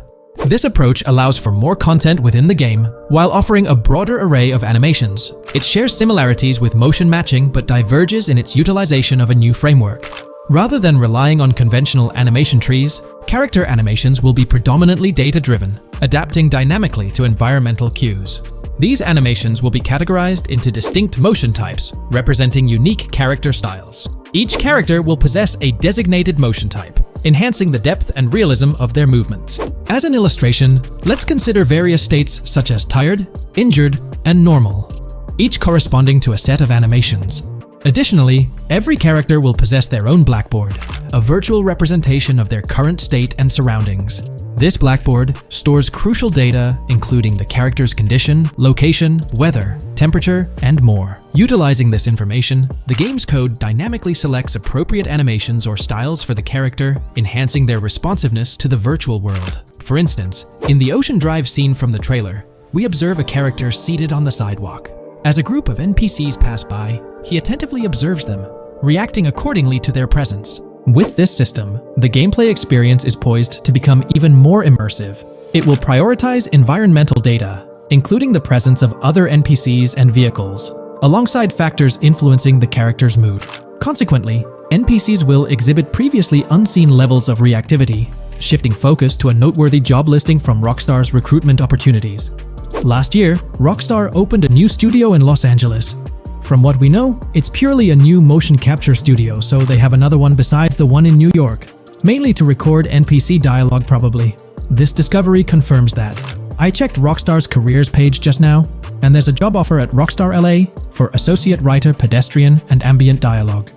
This could indicate that they are still writing and recording GTA 6 NPC dialogue right now. This suggests that the development team is currently engaged in scripting and recording NPC dialogue for GTA 6. You can find the specific responsibilities outlined in the job description provided. It says, write funny, character-driven, and unique dialogue for our ambient population. Work with key stakeholders to understand and support the technical requirements for player-led, dialogue-based interactions with our ambient population. Provide exciting dialogue that works within the strict constraints of a complex game system. Undertake self-motivated research and leverage that research to enrich your writing. Understand and match the tone of our games. This underscores the commitment of Rockstar to ensuring that GTA 6 remains true to its franchise roots. Aligning NPC dialogue with the established GTA universe bodes well for the game's authenticity. Shifting gears to another aspect related to NPCs, let's delve into how they'll integrate with social media. Not only will NPCs exhibit more lifelike behaviors and interactions with their surroundings, but they'll also engage with social media platforms, a novel addition to Grand Theft Auto 6. Here's a rundown of the phones observed. NPCs will be equipped with various phone models, as evident from both images and the trailer. Notably, NPCs will actively engage with their phones, which boast fully functional cameras and displays, an improvement over GTA V. For instance, in a scene from the trailer set on Ocean Drive, an NPC can be observed capturing photos or videos with their phone. The displayed imagery accurately reflects the NPC's point of view, suggesting the possibility for NPCs to record and share in-game content on the virtual social media platforms. Let's delve into an intriguing Reddit post that delves into this aspect further. Here's why NPC-recorded TikToks aren't as far-fetched as you think. A common speculation point I see on this subreddit is the potential for NPC-recorded TikToks for the game's social media that was teased in the trailer, like someone filming you commit a crime and you later seeing that post online. Many have dismissed this as far-fetched in terms of development complexity, but I wanted to discuss why it's plausible. Firstly, I think we've already seen a system that could serve as a base for building a TikTok-like system, the Instant Replay, Rockstar editor from GTA 5. Given this game is more of a sandbox with physics rather than a competitive shooter, where replay systems are typically seen, it's even more impressive to consider this system in GTA 5. It accurately records and replays events just as they happened, with every car, ragdoll, etc., moving just as it did originally in the moment. The tech behind this isn't actually recording like a camera and replaying, it's really just recreating it, which again makes it impressive how much time Rockstar put into it, making it accurate. To me, this feels like what could be used as a base for a system where NPCs record their own videos from their perspective. This next thing is something I could have sworn I remember hearing long ago, but can't seem to find, and was hoping someone on here remembers too. Back before GTA 5's launch, there were details revealed through various interviews, magazines, etc., and I remember hearing or reading something about being able to watch your own crimes on Weasel News on the TV. This obviously didn't end up in the game, but there is a slight remnant of it in GTA Online. Am I the only one who remembers this being mentioned for single player though? Maybe my mind is playing tricks on me. Anyways, this last point is actually from the trailer, at the 0:33 mark. In this scene, we see a lot of NPCs hanging out on a busy street, and one NPC in particular recording on his phone. As we know, Rockstar's trailers are always all in engine, no CGI cinematics, so I think it's worth noting that it looks as if his screen is accurately showing what he's looking at. My screenshot is zoomed in, but if you got Hatmark on the trailer, you can see it matches up to what he's looking up at. Could this be a hint towards said system, or just a nice detail? Rockstar has a reputation for delivering what they showcase in their trailers, often exceeding expectations. Their dedication to enhancing NPC interactions in GTA 6 underscores their commitment to creating a vibrant and authentic game world. I'm curious to hear your thoughts on these developments. Feel free to share your opinions in the comments below. GTA 6 has been announced, and it's caused a whole bunch of rumors to swirl around. We've got a list of stuff that's actually confirmed for the game, so let's dive in. Now, the game isn't coming out anytime soon. Rockstar Games is still working hard on it, but thanks to some leaks, we've got some inside info on what to expect. We're talking vehicles, game physics, and the main characters, Lucia and Jason. Plus, we've got details on the map, the huge open world, activities, and all the weapons you can play with. There's also a bunch of cool stuff going on with NPC AI, RPG elements, and some new gameplay features. People are pretty hyped about all this, and they're chatting up a storm about what GTA 6 is going to be like. Now let's check out the vehicles in the game. The GTA forums did a solid job gathering this info, so shout out to them. So we've got confirmed vehicles like the Blista Compact, Ocelot Locust, and something that looks like a 90s Buick Skylark. By the way, I'm holding a monthly giveaway for a PlayStation 5. You just need to subscribe and you're entered. Now, back to the video. There are a bunch of other cars too, without official names, like a 90s Chevy Caprice, a 2016 present Chevy Malibu, a Chevy Sonic, and a 2018 to 2022 Honda Accord. Rockstar usually gives these cars funny names. Other rides include the Albany Primo, Benefactor Shafter LWB, something that's like a mix of Ford Explorer and Tahoe from the 90s or 2000s, a 2018 present Toyota RAV4, with Lexus NX vibes and a Mercedes grille, the Pegassi Tauros, a 1980s Jeep CJA Scrambler, a 5th Gen F150, a G20 conversion van, a Brute Camper, a Vapid Speedo, HY Mixer, Metro Mover, D-Class Sheriff SUV, Mobatsu Sanchez Livery, Nagasaki Street Blazer, a 1970s Ford Ranchero, a 1971 Buick Estate, an Albany Emperor, D-Class Turbo Sabre, Yoga Classic, the Contender, and Sadler. And don't forget the Slam Van pickup, Bobcat XL, an updated Regina Alpha, Gauntlet Classic, Moonbeam Helion, Boxville Go Postal, an unknown Albany car that's based on a 1959-60 Cadillac, a Rebel, some Asian sedan, Ferrari or Feroci, Baller, Novak, Buffalo STX, Alpha and Feudo, a Benson NF 890, Buffalo with no sports bumper, and the Stanier and Landstalker. With all these vehicles, GTA 6 is going to be quite the ride. Now let's talk about some gameplay clips making the rounds on social media. They give us a sneak peek at missions and what Rockstar is up to. One clip shows Lucia, our main character, trying to rob a place called Hank's Waffles, a diner. In this early test, the non-player characters look kinda generic and are jokingly called dummies in the game. The NPCs react to Lucia's aggressive moves, and their animations show they're pretty freaked out, kind of like what we saw in Red Dead Redemption 2. During the robbery, Lucia can aim her gun at a hostage, giving you the choice to rob or have a face-off. Taking a hostage adds some spice to the crime. Jason, the other protagonist, is there too, and you can interact with both characters during the heist. Jason pushes Lucia to hurry up and make a clean getaway, hinting at a Bonnie and Clyde-style partnership, which lines up with earlier leaks about the game's story. People are even saying that Lucia and Jason look like Eva Mendes and Ryan Gosling from the Place Beyond the Pines movie, but we're not sure if the game's story will follow a similar path. Lucia and Jason look like they're in their late 20s. You can switch between them in the game using the controller's D-pad. When the cops show up, Lucia can threaten another hostage, and it leads to a face-off with the police outside. The outdoor area looks like it's inspired by northern Florida with all the greenery. While trying to escape, Lucia and Jason rack up 2 wanted stars, but instead of a shootout, they skillfully maneuver through parked cars and hijack a police cruiser. You can tell it's an early part of the game from the tutorial-like prompts, including one about the police getting smarter and remembering cars involved in crimes. The clip ends with Lucia driving off in the stolen police car, and Jason assures her they can shake the cops. But their getaway ends with an accidental crash at an old car wash. In the next mission, Jason and Lucia hit up a strip club called Jack of Hearts and run into Dre, who's chatting with another lady. Miami, Dre talks about his music dreams and hints at someone named Boopy.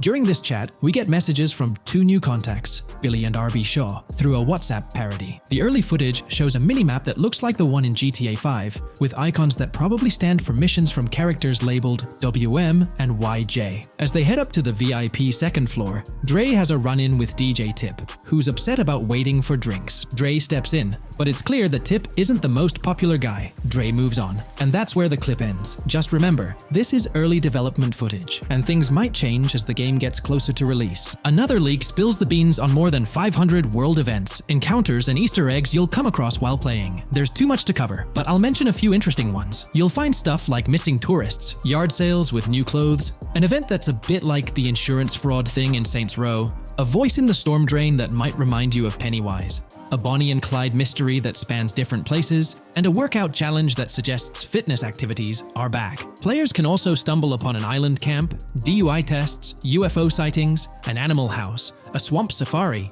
and even the possibility of playing some crazy golf. There's a hint that the basketball court might be back too. Events like fishing, Satanist houses, backyard wrestling rings, and mansions with big cats offer a bunch of different experiences in the game world. Now, let's talk about the main locations in Grand Theft Auto 6. Ambrosia has Ambrosia Farms and the Tarmac. Bayside Copperhead, the Everglades or Grass Rivers, Fairyland and Fairyland Forest offer different environments. The Keys region includes places like East Key, Low Key, and spots like a garage, gas station, and liquor store. Lake Okeechobee has a motel, prison, and racetrack, while Little Haiti, North Beach, and North Miami come with places like gas stations, hideouts, and liquor stores. Port Gellhorn offers a variety of spots to explore, like an abandoned building, basketball court, beach, bingo hall, bowling alley, car wash, fishing store, fruit stand, gas station, motel, pawn shop, police station, quick shop, raceway, soccer field, and trailer park. Red Hill has a forest, South Beach features a boardwalk, gym,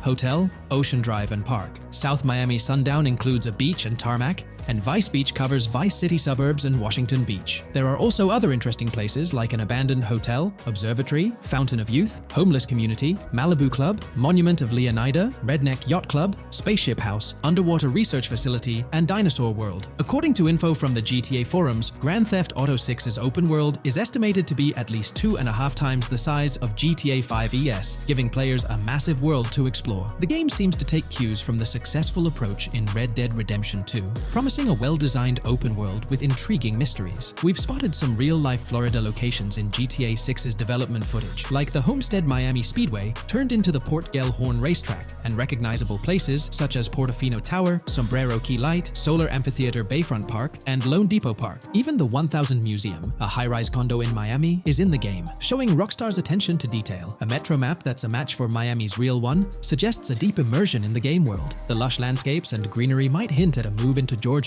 but that's just speculation until we get official word. Details like the Vice City Neighborhood Police Department resembling the Miami Beach Police Department show Rockstar's creativity in world design. As always, we're waiting for official announcements to see how all these elements come together in the final game. Until then, the mystery of Grand Theft Auto 6 keeps fans excited. There's a recent leak suggesting that Alexandra Christina Echevarri could be the voice behind Lucia in Grand Theft Auto 6. Her voice from a demo reel seems to match up with Lucia's leaked dialogue. We've covered a ton of info about Grand Theft Auto 6, from gameplay details to new features. It's important to remember that the game might still be a couple of years away from release, so we'll have to be patient. Now, let's dig into some interesting findings from the leaked clips. We see Jason and his pals hanging out by an in-ground pool in a lower-income neighborhood, cracking jokes about a parody of social media called Life Invader. It's all about brain downloading and poking fun at Jay Norris's demise. Classic Grand Theft Auto humor. The leaked clips also give us a peek into early police AI testing, showing NPCs using cover beta during gunfights. In one scene, Jason robs a diner worker with an assault rifle, and we see some dialogue options that look like they're from Red Dead Redemption 2, but they might just be placeholders. Jason's new ability to go prone is a fresh addition to the franchise, and a scene in a thrift or antique shop hints at the option for robbery, maybe even a place to sell stolen items, which adds depth to the gameplay. There are animation tests for Lucia and Jason, doing stuff like jogging, stopping, and ducking to avoid gunfire. Rockstar's developers also tested vehicle crashing physics, with a car driving over an overpass. Highway signs mention North Beaches and Lake Leonida on Interstate 97, with the current exit leading to Washington Beach. In another scene, Jason stumbles upon a shipping container full of cash and a motorbike. Various development clips show changes to the inside of a vehicle, suggesting new vehicle designs or custom customization options for players. Throughout the clips, there are various interactions with NPCs in the open world, like characters taking selfies, which makes the game's world feel more immersive. Another mechanic borrowed from Red Dead Redemption 2 is the ability for characters to pick up and carry bodies, adding depth to the gameplay. We also see other influences from Red Dead Redemption 2 in different aspects of the game. The weapon wheel system is similar to Red Dead Redemption 2 with limited weapons and items you can carry. Lucia has a loot bag that might be used for robberies or stealing stuff from different places. The inventory system lets players hang on to health kits and other items for temporary buffs, and Jason can pick up and drop weapons from his inventory. In one scene, Jason enters a gang member's territory and takes cover behind a truck, and we see unique animations for characters reacting to getting shot. There's a mention of a jetpack that was previously leaked by Tom Henderson, and it's inside the Jack of Hearts Club. The game includes parody logos for social media like Snapchat, Instagram, and Life Invader. Characters have different hairstyles, and there are realistic details, like Lucia's bra showing under her shirt, which adds to the game's realism. A new feature is the ability for players and NPCs to hold their guns sideways, which changes things up in combat. We also see Jason doing some fancy rifle tricks in the air, and another character in a parking lot shoots at him while holding his pistol sideways. The clips mention animations like Overdose, which hints at unique actions or events in the game. There are hints of horses and horse riding mechanics, likely inspired by Red Dead Redemption 2. The open world is packed with places to explore, like motels, metro stations, restaurants, pawn shops, and supermarkets. Small details like being able to get a gumball from a quick shop machine add to the overall experience. The game adds RPG elements, like managing food, drinks, sweat, fatigue, and even taming animals, which gives players a deeper gameplay experience. There are references to mountain bike ramps and city bike rentals, promising fun cycling activities. The leaked clips talk about loads of weapons, from regular firearms like pistols, shotguns, and rifles, to unusual ones like golf clubs, baseball bats, and crowbars. Players can also use tools like flashlights, binoculars, and lockpicks. Players can stay in motels and hotels, with the Kington Hotel as one option. There's even a pool party with live music for players to attend. References to the Everglades and wildlife like alligators, snakes, raccoons, and birds hint at diverse and unique environments to explore. A cool addition is the ability to shoot while swimming, which adds a new twist to combat situations. With all these elements, Grand Theft Auto 6 promises to be an immersive and engaging gaming experience. From 2022 and onward, a group of passionate GTA fans have been diving deep into GTA 6 gameplay leaks, and what they discovered was wild. Their mission? They're trying to map out the entire landscape of GTA 6 before Rockstar Games even releases the official game. And guess what? They're actually making some serious headway. This is all about the ongoing GTA 6 mapping project. So, how did this whole endeavor start anyway? It's an interesting story that not many folks are aware of. You see, there was a similar craze back when GTA 5 was announced. Back in 2011, a group of dedicated fans took it upon themselves to predict and sketch out the layout of GTA 5's terrain. How did they do this? By meticulously analyzing every single trailer that Rockstar Games dropped in the year leading up to the game's eventual release in 2013. The surprising part? When the game finally hit the shelves, a substantial chunk of what these fans had mapped out turned out to be surprisingly accurate. Sure, there were a few locations that were a bit inaccurate, like the military base being off and the dam placed in the wrong spot. Also, there were some variations in the overall shape of San Andreas, but considering they solely relied on Rockstar's official footage and had put in 2 years of work, their accuracy was pretty commendable. Now imagine this, if they could pull off that level of detail with just the trailers. Think about what these enthusiasts could achieve with the leaked, under-the-radar stuff that slipped out prematurely. Plus, add in an extra year of combing through details and data. This mapping project is being led by a user called Dupzor, who is the project manager of this whole thing. On September 18th, 2022, when a massive leak dropped over 90 minutes of GTA 6 footage, the map enthusiasts went into full gear. While I can't exactly showcase the leaked content here, what really sparked the interest of the community were the coordinates embedded within the developer's HUD. These sneaky numbers revealed the exact whereabouts of the player concerning the game map. And let me tell you, GTA 6 fans wasted no time diving into this goldmine of information. With these coordinates in hand, the community went Sherlock Holmes mode, meticulously mapping out the game's terrain and identifying key locations. For instance, in one intriguing clip from the leaks, Lucia and Jason were caught in the act, robbing what seemed to be a Waffle House. This incident was marked by a simple white dot on their evolving map project. But it wasn't just a random dot, it was a significant clue. By cross-referencing the coordinates provided in this clip with other glimpses from the leaked footage, they managed to calculate the spatial relationships between different spots showcased in the leaks. This detective work allowed them to gauge distances and plot out the relative positioning of these places within the game world. However, it didn't stop there. The community didn't solely rely on leaked footage. They combined their detective skills with the official trailer and, using a blend of educated guesses and hard data, endeavored to include every conceivable road, building, and landmark featured in the GTA 6 map. The goal? To create a comprehensive and accurate representation of the game's virtual world based on all available tidbits of information. It's a fascinating process that demonstrates the dedication and passion of gaming communities in piecing together the puzzle of what to expect in GTA 6. Since the leaks hit, the GTA community has been on a mission, working tirelessly to piece together the game's map. Their focus has mainly been on sketching out the main areas, the cities, towns, and key landmarks. It's been quite a collective effort, with everyone trying to contribute and fill in the blanks based on whatever clues they could find. Then, the trailer dropped, and it was a whole new ball game. Among all the fast cars and flashy scenes, Rockstar slipped in a subtle surprise for the observant fans. After a few days of dissecting the trailer frame by frame, someone spotted it, a tiny image hidden in the bottom right corner of the ending screen. And guess what? It looked like a map snippet. Naturally, the community went into full detective mode. They put on their magnifying glasses and compared this mysterious map with the one they'd been building from the leaks. There were some similarities, especially with the layout of the right side and the presence of separate islands at the bottom, surrounded by water. But here's the catch. That image was pixelated to the max. It was like trying to figure out a puzzle with half the pieces missing. The lack of detail made it nearly impossible to confirm if it matched their map. This whole revelation sparked a heated debate among fans. Some folks started wondering if Rockstar deliberately threw this low-res map nugget to mess with their heads. Could it be that Rockstar is messing with the community, leading the GTA 6 mapping project into the wrong path? It's pretty odd for Rockstar to include this map, as it was deliberately placed. When it comes to safeguarding the details of their upcoming games, Rockstar is notoriously tight-lipped. So, when those leaks dropped in 2022, it really threw a spanner in the works for the company. It's kind of a déjà vu situation, considering a similar thing happened back when GTA 5 was in the spotlight. I can't help but wonder if Rockstar did this deliberately, as a deliberate move to shake things up and keep everyone guessing. But then again, we, the GTA fans, are pretty good at concocting theories out of thin air. Now, about that mysterious, highly detailed artwork nestled in the official wallpaper, that's what's really piqued my interest.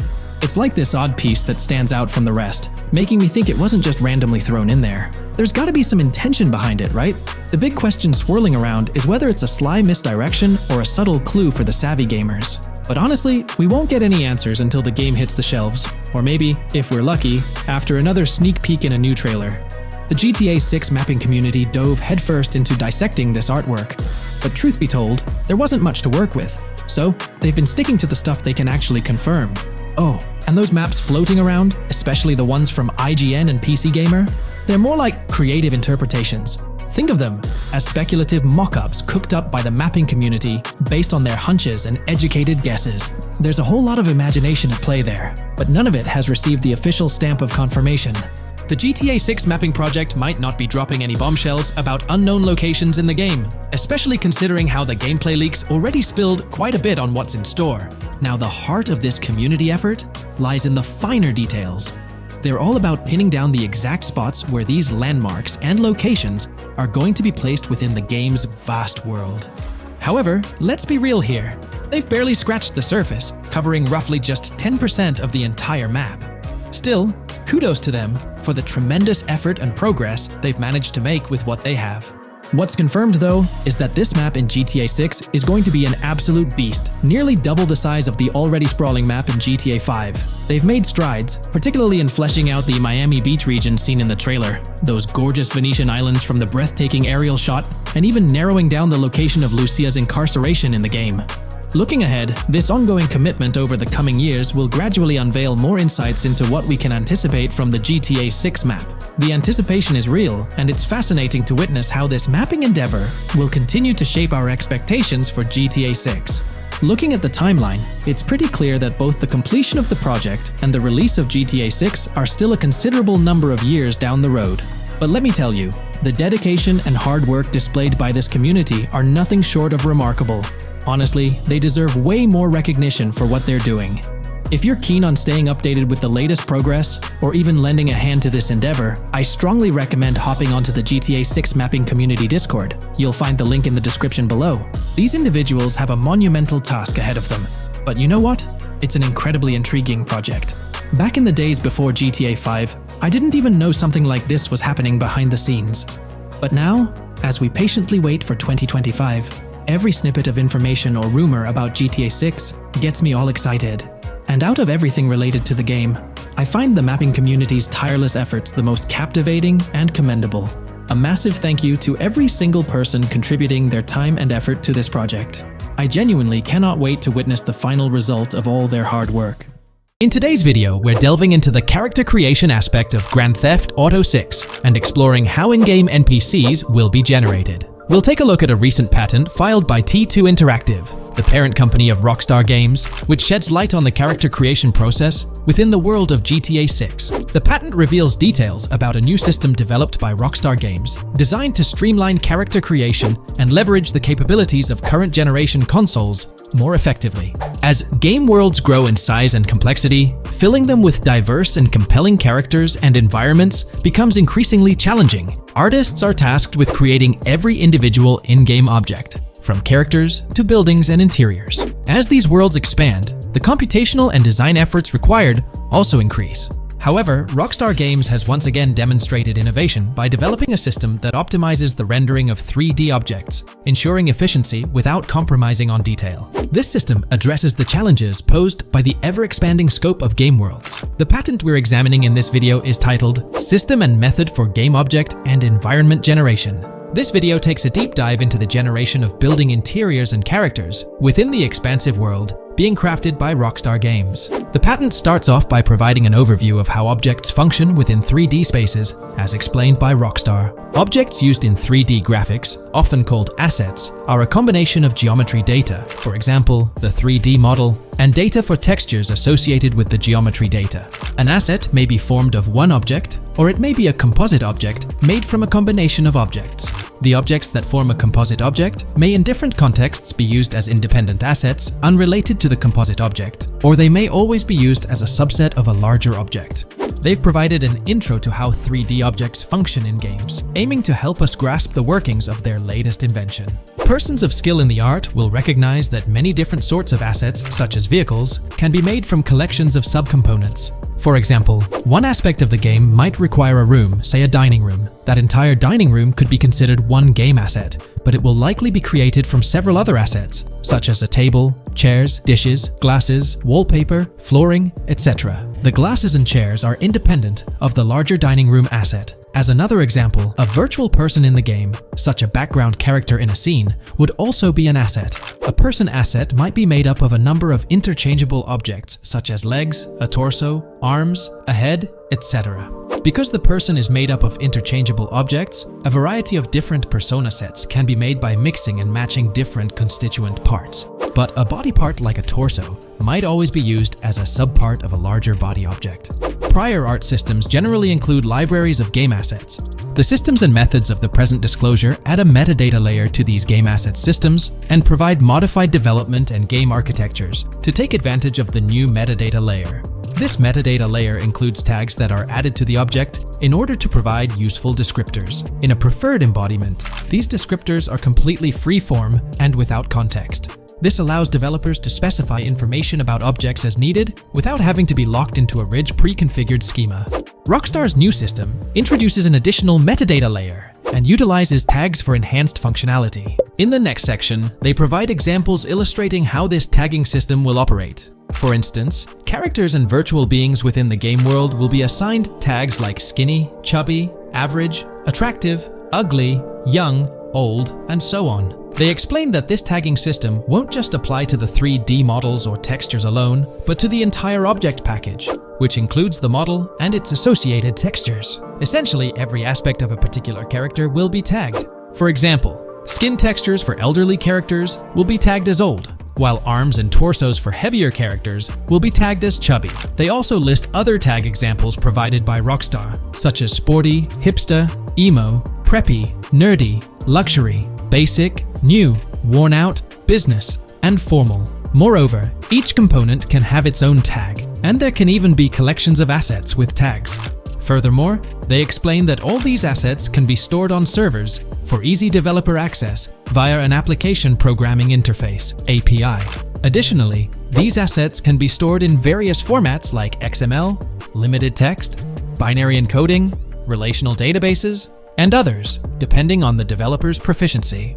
The systems and methods of the present disclosure further advantageously use the metadata via a rule set layer that uses the metadata to increase the speed and efficiency of game rendering, world or scene creation, game script execution, and rendering fidelity. In particular, the rule set allows designers to add context to the tags and to control their use by setting rules for the asset usage and the asset's interaction with the game and other objects. These rules are unrestricted and can be used to provide a wide variety of different capabilities and restrictions for objects. Let's take a look at how these tags will be put into action.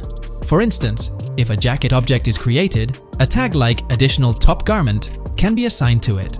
Then, during gameplay, certain rules might search for this specific tag to identify objects like jackets. Furthermore, in a cold setting, the character's health stat may decrease at a slower rate because the character stays warm with the additional top garment. Moreover, the additional top garment tag could enhance rendering efficiency. For instance, if a character wears a shirt underneath a jacket, the shirt occupies memory space. Since the shirt is mostly covered by the jacket, Rockstar plans to replace the full shirt with a smaller texture, only containing the visible parts under the jacket, thus conserving memory. The combination of tags and the rule set can also be used advantageously for procedural generation of game objects and environments. For example, a game scene could be created in a game script by calling assets based on tags, rather than calling the assets explicitly. For example, if the game scene called for virtual characters in a movie theater, the game designer could simply specify a need for predetermined X number of characters with casual dress. If the designer wanted a sci-fi movie playing at the theater, it might also call for a higher percentage than normal of characters tagged nerdy. The metadata rule set interface would interpret these general instructions at game runtime to randomly generate virtual characters fulfilling those needs. Additionally, this system offers increased efficiency. For instance, the entire character object doesn't need to be packaged before streaming to the GPU for processing. Instead, they can be generated directly on the GPU using existing model and texture assets. Of course, Rockstar aims to utilize as many preloaded GPU textures as possible, while maintaining a realistic variety in the scene. Moreover, this system allows them to control the number of preloaded textures used in a scene. For instance, more textures can be preloaded for complex scenes and fewer for simpler ones. The goal of this video is to provide an overview of the key aspects of this new system, so I won't delve into every example described in the patent. Turning to the details of the specified metadata, in a particularly advantageous embodiment, the following metadata is included for each model and texture: IDs, property tags, match tags, randomization restrictions, expression data, and optimization data. While this selection of metadata has been found advantageous, different groupings and subsets of these tags can be mixed and matched as needed to accomplish particular design goals without departing from the spirit and advantages of the present disclosed inventions. The uses, embodiments, and benefits of each of these fields are described as follows. These elements constitute the metadata, and while I won't delve into each one individually, they essentially represent the various tagging methods Rockstar employs to organize models and textures. These tags facilitate accurate and efficient filtering and sorting of assets within the virtual world. I trust this video provided you with an understanding of the tagging system Rockstar has devised. I'm personally excited about the potential for greater NPC variety in this vast world. Feel free to share your thoughts in the comments below. In today's video, I'll be discussing the recent developments in the GTA 6 mapping project. We'll delve into the latest additions, including new locations featured in Trailer 1, adjustments to existing locations, refinements in certain areas, and exciting discoveries from the latest trailer, such as the yacht interior, surfboards, Princess Robot Bubblegum, and more. Let's start by examining the mapping project itself. It's been some time since our last update on this front, and there have been notable changes to the map since then. This iteration represents the most recent version of the GTA 6 mapping project, spearheaded by Dupees Zero R. Below, you'll find a roster of individuals who have contributed to this endeavor. and it's worth noting that this list has been recently updated. This project stands as the largest and most comprehensive effort within the fan community, with the goal of predicting the map of GTA 6 as accurately as possible prior to its official unveiling. DuPZ0R mentioned that there's still an extensive list of elements to incorporate and modify, but for now, this update suffices. Anticipate further alterations to the map in subsequent updates. This iteration represents the latest version of the GTA 6 mapping project. Notable adjustments have been made to the legend and the manner in which various elements are annotated on the map. All markers now include viewing cones to indicate their general viewing direction. However, it's important to note that the angle of these cones is merely symbolic. Additionally, speculative location markers have been updated with red outlines to differentiate them from non-location markers. Furthermore, coordinate markers now display their corresponding clip names for easier identification. Changes have also been made to the naming conventions in the key section. For instance, you'll notice that the markers now include the names of the clips they are derived from. Let's delve into the alterations specific to Vice City. The angles of Rock Ridge and Stockyard have been tweaked to align with calculations/evidence and to better match the coordinates. By observing the outlines, you can see that both the Rock Ridge and Stockyard areas have been subtly adjusted, ensuring a more cohesive layout. There's a noticeable improvement in alignment. A notable update to the map is this section here. Previously, absent features have been incorporated from the edges of one of Rock Ridge's mini-maps, and adjustments have been made to the water's edge in that vicinity, now depicted in dark green to indicate the genuine boundaries of this section of the Vice River. Additionally, several buildings in the Rock Ridge area have been identified, including the Rock Ridge Community Research Center, Miami Police Department, Venture Apartments, Orange and Pink, 7071 Warren Thacker Manor, inspired by Martin Fine Villa, Palace Cafe and Diary, all sourced from leaks. Furthermore, there are two speculative markers outlined in red, representing locations from the trailer. One in Rock Ridge is speculated to be the Hammer Hamlet Ladies location, while the other marks the high roller scene from the trailer. You can find the timestamps for both scenes on the map. Updates have been made to the route of the I-404, incorporating new evidence. This includes adjustments in Vice Beach and the positioning of the road near Rock Ridge. Notably, there have been alterations to the highway section near the airport. Additionally, speculative terrain and building positions in Washington Beach have been revised to align more closely with the evidence. Changes have been made to the shapes and locations of the Ritz-Carlton Bal Harbour, Akoya condos, and Jade Ocean condos. Furthermore, alongside the speculative road and landmass in the Bayfront Heights area, the Y Vice City and Gate/Continental hotels have been included in the Vice Beach vicinity. Additionally, several minor adjustments and fixes have been implemented. Regarding the Vice Beach area, there have been additions of new buildings supported by recent evidence. These include 200 Ocean Drive, 260 Ocean Drive, 1043 Washington Avenue, Beach Park Hotel, and Council Towers North. Moreover, over at Brickell Key Island, two new buildings, Brickell Key 1 and Brickell Key 2, have been introduced. Additionally, corrections have been made to the names of the Tequesta Point locations, accurately reflecting their respective positions. Now, let's shift our focus away from Vice City. Firstly, an error regarding St. Joseph has been rectified. Previously labeled in purple, it should have been marked in red to signify that this name hasn't been confirmed in the leaks, but is either speculative or based on real-life data. Moving westward towards Port Gellhorn, there have been notable additions to the leaked industrial area opposite the state prison, along with improvements to the prison itself. Several speculative structures, highlighted in red, including a water tower and industrial buildings, have been incorporated, along with a cell tower across from the prison. Heading south to the Keys, significant improvements have been made. Adjustments to the landmass near the camera location, where the shot with the Dodal seaplane occurs, have been made based on speculative evidence. An airbase/runway has been added, along with guard booth and barriers visible in the trailer. Additionally, two speculative buildings marked in red, as well as the speculative Naval Area Station, have been included. That wraps up all the updates to the GTA 6 mapping project. Share your thoughts in the comments below. There have been some significant changes with this update. But now, let's shift our attention to the discoveries made in the trailer. I also wanted to touch on these findings in this video. This marks the initial Reddit post. In the GTA 6 trailer, you can see through the yacht windows and see the interior even though it's very far away. However, in GTA 5, you can't at all see the interior even from close-up. We will probably get inside the yacht and maybe even houses, or at least see inside it. In the shot of the Venetian island, it's evident that there will be a high density of yachts.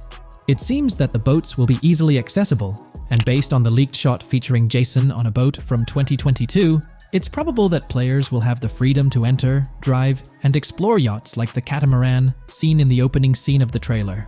Now, on to the next discovery, surfboards. Know a lot of people been talking about surfing, and while there's still nothing indicating it being an interactive minigame, surfboards are in-game and seen in the trailer. Surfboards were in 5, but only on the tops of certain cars, and a few static ones at the beach. What do you all think? Will surfboards act as decorations like they were in 5? Or will it be a fully fledged minigame? Personally, I'm not fully convinced yet, but if NPCs do have actual schedules/lives, I can't see things like surfboards just being static, especially at the beach. My guess is we'll see NPCs bring their own items to and from the beach, including surfboards, but the interactiveness is still in question. From the leaks, there hasn't been any information indicating that surfing will be an interactive activity in the game. Nonetheless, there have been numerous articles discussing this possibility, like the one mentioned here. Major GTA 6 leak allegedly hints at surfing to debut in series. The upcoming GTA 6, officially untitled, leaks are becoming more frequent and interesting, with a recent one revealing that the upcoming title will include new water sports, such as surfing.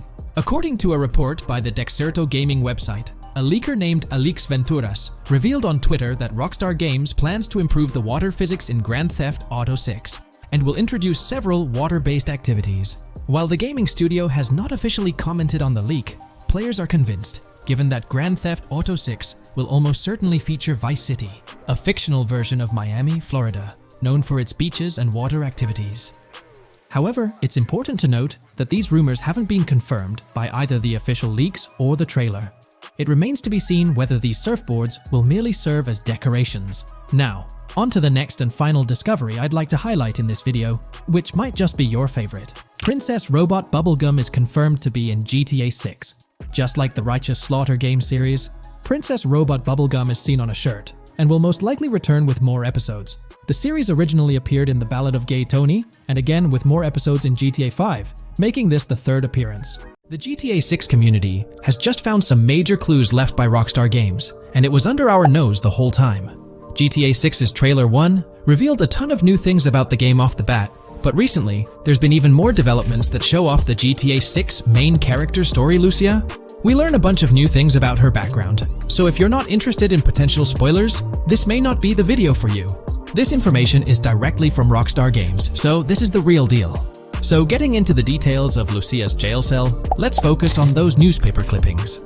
I'll do my best to zoom in and enhance the image, but there are 2 distinct white clippings with black text. One of them appears to have a portrait, and I can only speculate that it might resemble a modern-day wanted poster. This could be showcasing the story of Lucia's alleged crime, accompanied by an image like a visual representation of what she's accused of. It's almost akin to a wanted picture that you'd find in a newspaper. This phenomenon isn't unheard of in real life. When people do something noteworthy or newsworthy, it's not uncommon for them to keep a record of it, like an article, and put it up on their wall as a sort of memento. It's like a snapshot of a moment in their life, even if it involves legal trouble. So Lucia might be preserving this particular newspaper clipping as a piece of her history, whether it's for sentimental reasons or perhaps as a reminder of the circumstances that led to her incarceration. Now let's broaden the scope a bit and draw comparisons to previous GTA protagonists. Take Michael DeSanta, for instance. His mansion has family photos on the walls. Franklin Clinton's house features similar personal touches. Even Trevor Phillips, in his trailer, has pictures that tell a story about his life. It's not just confined to the HD era. Even in the 3D era games, characters had their own way of leaving traces of their lives in their living spaces. This inclination to personalized living spaces is fascinating. In Lucia's case, the jail cell is an unexpected canvas for her personal story. It makes you wonder about her background, the choices she made, and the events that led her to that cell. Exploring these details could give us a deeper understanding of who she is and why she's in the predicament we find her in. Considering Lucia's attachment to those newspaper clippings, it raises interesting questions about her attitude towards her crimes. Perhaps she finds a sense of pride, or even enjoys the bit of notoriety or fame she's garnered from her actions. Keeping those clippings might be her way of cherishing the attention or recognition she's received. The prospect of spending a substantial amount of time in prison also suggests that it could involve more than just a brief cutscene, but potentially a series of missions within the jail environment. Now, shifting our attention to the picture above the bunk bed, it's a bit of a visual puzzle.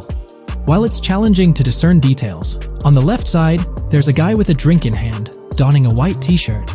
Next to him is a woman with voluminous hair, and in the foreground, there's another figure. This composition raises the question of whether these individuals could be Lucia's family. The dynamics and connections between characters are often crucial in unraveling the narrative of any GTA game. Acknowledging my limited knowledge about jail life, it's uncertain whether inmates generally have the privilege of keeping photographs with them as mementos. However, in this specific scenario, it appears that Lucia can. This might imply that the prison depicted isn't a maximum security facility, given the freedom for inmates to keep personal items. While the setting is far from casual, it offers a level of interaction and mobility, allowing inmates to go outside, engage in conversations, sit at tables, and soak in sunlight. The orange jumpsuits signify their status, but the absence of being handcuffed to the ground suggests a certain level of relative freedom. In this context, the allowance of pictures and photographs could offer an additional layer of insight into the characters and their personal connections, providing players with a unique perspective on Lucia's life, both inside and outside the jail cell. Taking a closer look at the latest image, which I've adjusted to bring out more details, there's another intriguing photograph. A guy in an orange shirt catches the eye, positioned alongside two women on the right. The one on the left appears to be sporting a hat and sunglasses, although discerning whether any of them is Lucia remains challenging. They could very well be family members, close friends, or simply individuals from her social circle. Amidst all the uncertainty, Lucia seems notably fixated on reflecting upon her actions and the community's response. Beyond this, it's evident that Lucia maintains a distinct connection with a specific group of people, as indicated by the presence of their pictures in her jail cell. It's not just about her individual experience. There's a shared history captured in those photographs, hinting at relationships that go beyond the confines of the jail cell. Directly below the image featuring the guy in the orange shirt and the other girls, there's yet another photograph. Although the details are obscured, the presence of someone standing in the picture is noticeable. Lucia is seemingly constructing a collage of photos, creating a visual narrative that serves as a repository of memories. These images might play a crucial role in not only grounding her within the context of her relationships, but also providing a semblance of continuity and connection to the outside world. It's worth mentioning that the footage I'm working with is the highest quality version sourced from YouTube, as Rockstar hasn't officially released it on their Newswire page. Despite being in 4K, the YouTube upload might introduce some compromises in image quality, so there could be nuances in the pictures that we might miss. Once Rockstar throws the official trailer our way, we're likely to get a treasure trove of additional details. But for now, let's roll up our sleeves and dissect the snapshots from Lucia's jail cell. Apart from Jason, there's another player in Lucia's story. Stephanie, the Leonid Department of Corrections representative. Picture a different scene though. Lucia's cell is a far cry from Stephanie's office. In this particular shot, Stephanie's unmistakably holding down the fort in a black dress, center stage on the right. Flip to the left frame, and there she is again, donning a red dress on the right side. Behind her, there's a framed message teasing with "if you miss," but the rest remains a mystery due to some pesky screen glare. Now let's make a full turn and voila, another Stephanie pic in the bottom right corner. This time, the backdrop suggests a domestic scene, perhaps with a partner. She's got on some bluish shades, slightly different from what we catch a glimpse of later. The background paints a more vivid picture, a collection of books, pamphlets, a conspicuous high-visibility vest, and yet another potential newspaper clipping. Whether it's a routine thing or an anomaly, the jury's still out. So, what's the inside scoop on Lucia's backstory gleaned from her jail cell environment? Well, the state of the jail suggests it's seen better days. Peeling bits off the windows hint at a place with some history. That initial shot with the barbed wire strongly implies it's not a newly minted spot. It's got the wear and tear of time etched into its surroundings. As we immerse ourselves in the intricacies of Lucia's life within the jail cell, the narrative unfolds as a captivating tapestry, each element contributing to the rich story. The subtleties, from the cryptic newspaper clippings shedding light on her alleged crimes to the carefully chosen photographs depicting relationships with family and friends, create a vivid and compelling portrait of Lucia's existence, both within and beyond the jail confines. The personal touches within her confined space evoke a rawness that harks back to the legacy of previous GTA protagonists. Lucia's jail cell, unexpectedly, becomes a canvas revealing a story that transcends the conventional GTA narrative. It prompts curiosity about her past, the decisions that led her to incarceration, and the intricate web of relationships that define her. The permission granted for personal items like photographs in the jail cell adds an intriguing layer to the storytelling, suggesting a nuanced sense of freedom within the constraints of imprisonment. Lucia's attachment to these items, whether they be newspaper clippings or family snapshots, beckons players to ponder her perspective on her own actions and the recognition she may have garnered. While we eagerly await the official trailer release from Rockstar, it is clear that Lucia's story is woven with complexities and mysteries that leave us yearning for more. The weathered appearance of the jail environment, with peeling bits off the windows and subtle signs of aging, hints at a setting steeped in history, amplifying the anticipation for the unfolding narrative. Thus, with these glimpses into Lucia's world, we find ourselves surrounded by a plethora of unanswered questions. When did she find herself behind bars, and what duration does her stay entail? Your insights are eagerly awaited in the comment section.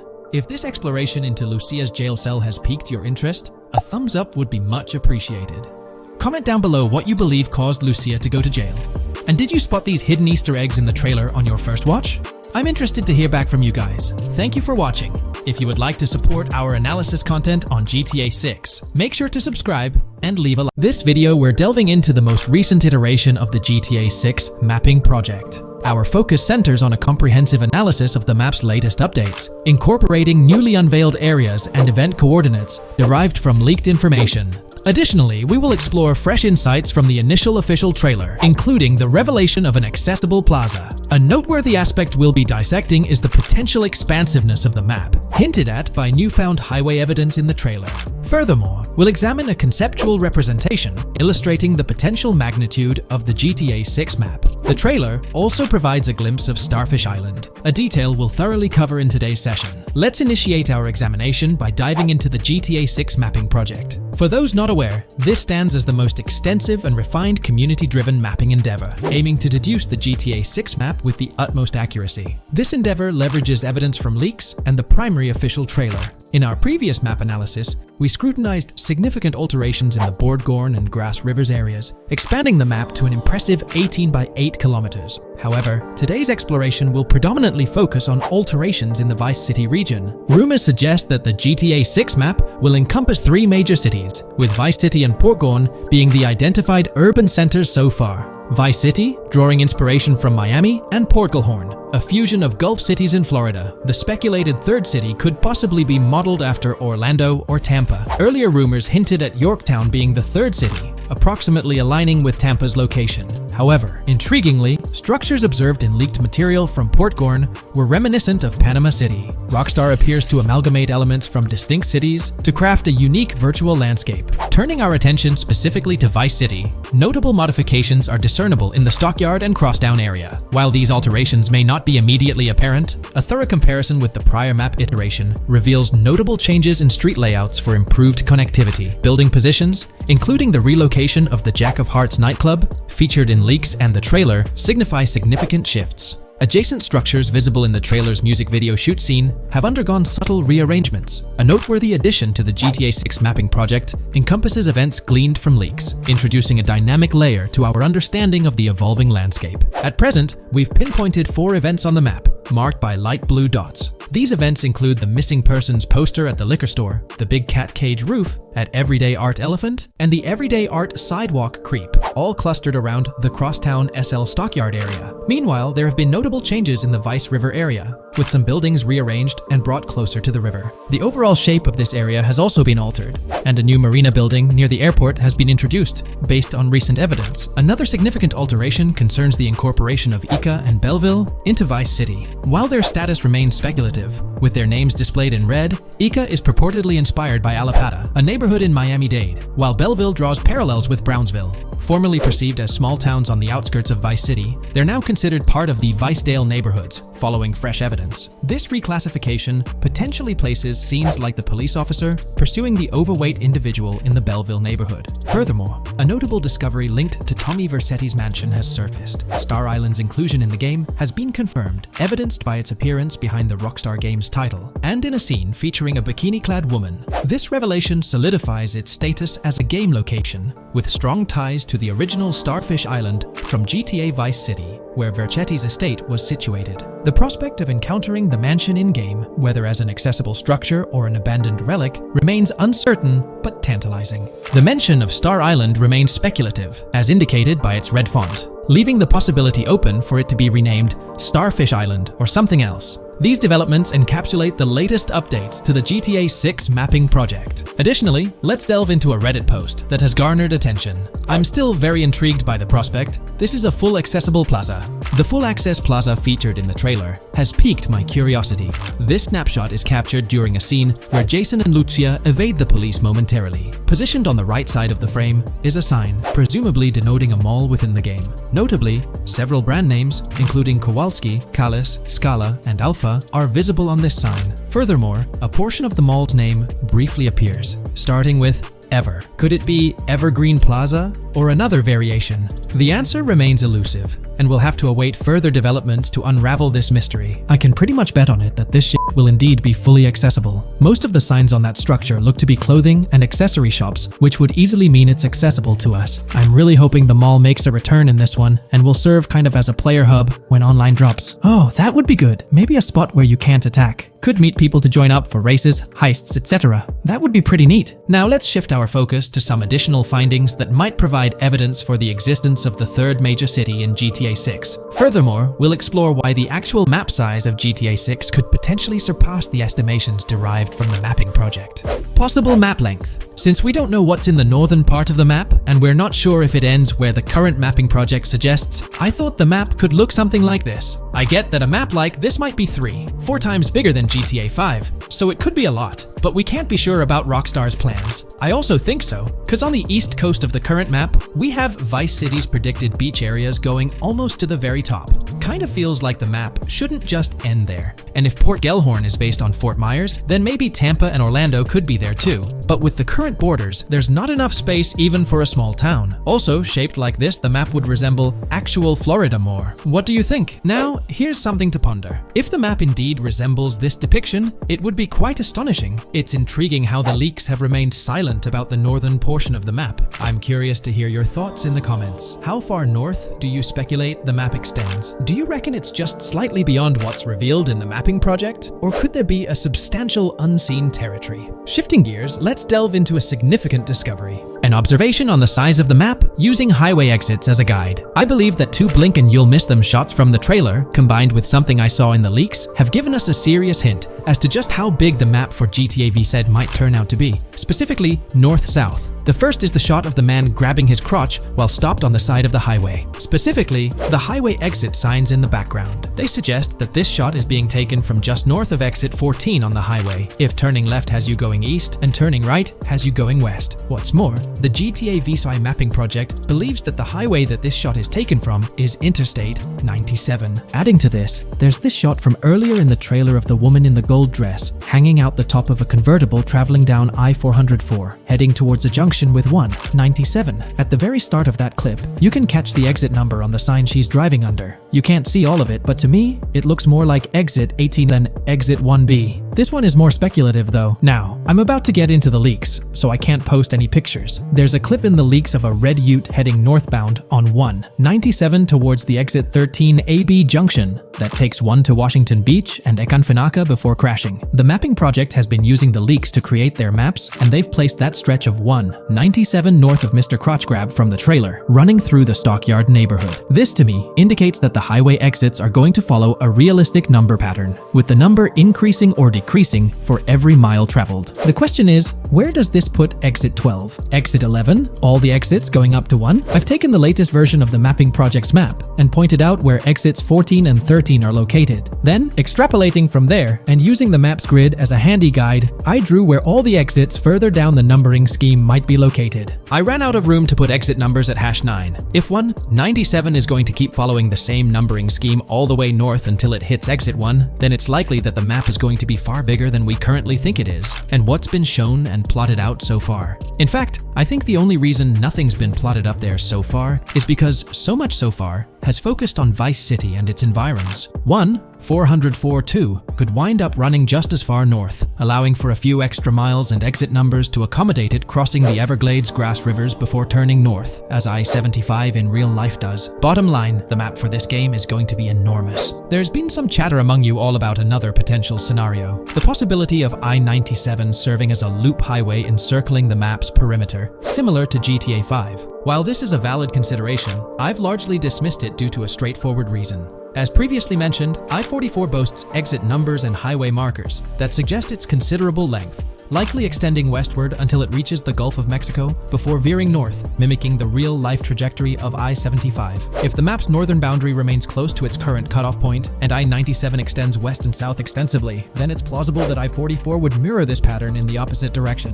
While the notion of two loop highways isn't entirely implausible, it could potentially introduce redundancy. Additionally, in GTA 5, the loop highway wasn't simply labeled under one name. The segment along the coast was dubbed the Great Ocean Highway, while the inland stretch traversing the desert was referred to as the Sonora Freeway. Moreover, within Los Santos, various freeways possess distinct names and numbers, even when merging seamlessly, such as the Del Perro, La Puerta, and La Mesa freeways. My hypothesis currently is that there is a loop highway, but that one, 97 and I-404, are two halves of it. They both start in Vice City and intersect in Crosstown. 97 runs up the Atlantic coast. 404 runs west through the Grass Rivers, and then turns north to run up the Gulf Coast, and they both meet at a point further north. Whether that point is a city, a smaller town, or something else, that is still unknown. Feel free to drop your thoughts in the comments regarding everything covered in today's video, particularly this astonishing discovery. There's substantial evidence hinting at a larger map size, but I'm eager to hear your input,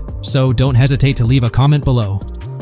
Hey, big news for all you GTA fans out there. GTA 6 is shaking things up with some major changes in the series. We've got a ton of fascinating info about the game that you absolutely need to hear. Just a heads up, the details we've got are from leaked footage online, but unfortunately we can't provide any links or show it. Nevertheless, there's a bunch of exciting stuff to discuss, like new animals, AI enhancements, RPG elements, and more. Let's jump right in. Fact 1. Excitingly, the Malibu Club and Ocean View Hotel make a return in GTA 6. Events like Lost at Sea Island Camp and Lost Plane suggest potential island scenarios akin to Guarma from a previous installment. Fact 2. While exploring, players encounter a myriad of wildlife: alligators, bears, boars, dogs, snakes, raccoons, birds, frogs, bald cats, and rodents. Symbols marking plants and toxic waste are also scattered throughout the game. Fact 3. In the game, keep an eye out for the Scarface crime scene, possibly an Easter egg paying homage to Tony Montana. There's also a murder mystery named Missing Tourists. Additionally, spots designated for campers hint at the possibility of owning a camper van in the future. Fact 4. GTA 6 offers an array of side activities, from backyard wrestling and racing to UFO events and beach bonfires. Even seemingly small actions, like picking up cans from the ground, are significant. Jason and Lucia, the main characters, possess special abilities akin to those seen in GTA 5. By the way, I'm holding a monthly giveaway for a PlayStation 5. You just need to subscribe and you're entered. Now, back to the video. Fact 5. Jason and Lucia's safe house serves as a motel, a central hub for their activities. The game's world features various street gangs, each with its distinct vibe. Characters exhibit different personalities, including romantic, chaotic romantic, cool, pragmatic chaotic, and pragmatic cool. Fact 6. Gameplay enhancements in GTA 6 introduce the option to use zip ties on NPCs for stealth mechanics, alongside the ability to carry bodies, enriching the depth of stealth elements. Fact 7. The gunplay in GTA 6 mirrors the mechanics seen in Red Dead Redemption 2 and Max Payne 3. It might be worth exploring those games before GTA 6's release if you haven't already. And activities? GTA 6 offers an abundance, from fishing and wild golf to basketball, football, and soccer. There are gyms for training, a yacht club, and even a racetrack. Fact 8. Prepare for a contemporary setting, post GTA 5 events. The game meticulously recreates numerous Miami landmarks, such as a grand tennis court, a bustling football stadium, and a lively amphitheater. The map encompasses an airport and a functional tram system with an airport stop. And that's not all. The Florida Keys and a swampy region named Grass Rivers, reminiscent of the Everglades, are part of the game. Players can navigate swamp boats in this area. Fact 9. GTA 6 boasts a diverse arsenal, from melee options like golf clubs, pool cues, crowbars, and bats to a spectrum of firearms ranging from pistols to snipers and RPGs. The weapon selection is extensive. You can even personalize how your character handles weapons. Additionally, there's an assortment of throwable items like grenades, molotovs, and yes, even golf balls. Fact 10. Get ready for some seriously upgraded NPC interactions. Now, you'll have choices such as threatening, robbing, shooting, or restraining them. Some missions will even involve gesture-based actions, taking a cue from Red Dead Redemption 2. Car damage has been ramped up for realism, and the interior detailing is insanely intricate, complete with functional dashboards. Fact 11. Weapons are undergoing a transformation in GTA 6, drawing inspiration from Red Dead Redemption 2. Instead of a sprawling weapon wheel, you'll have specific slots for small firearms, melee weapons, rifles, and shotguns.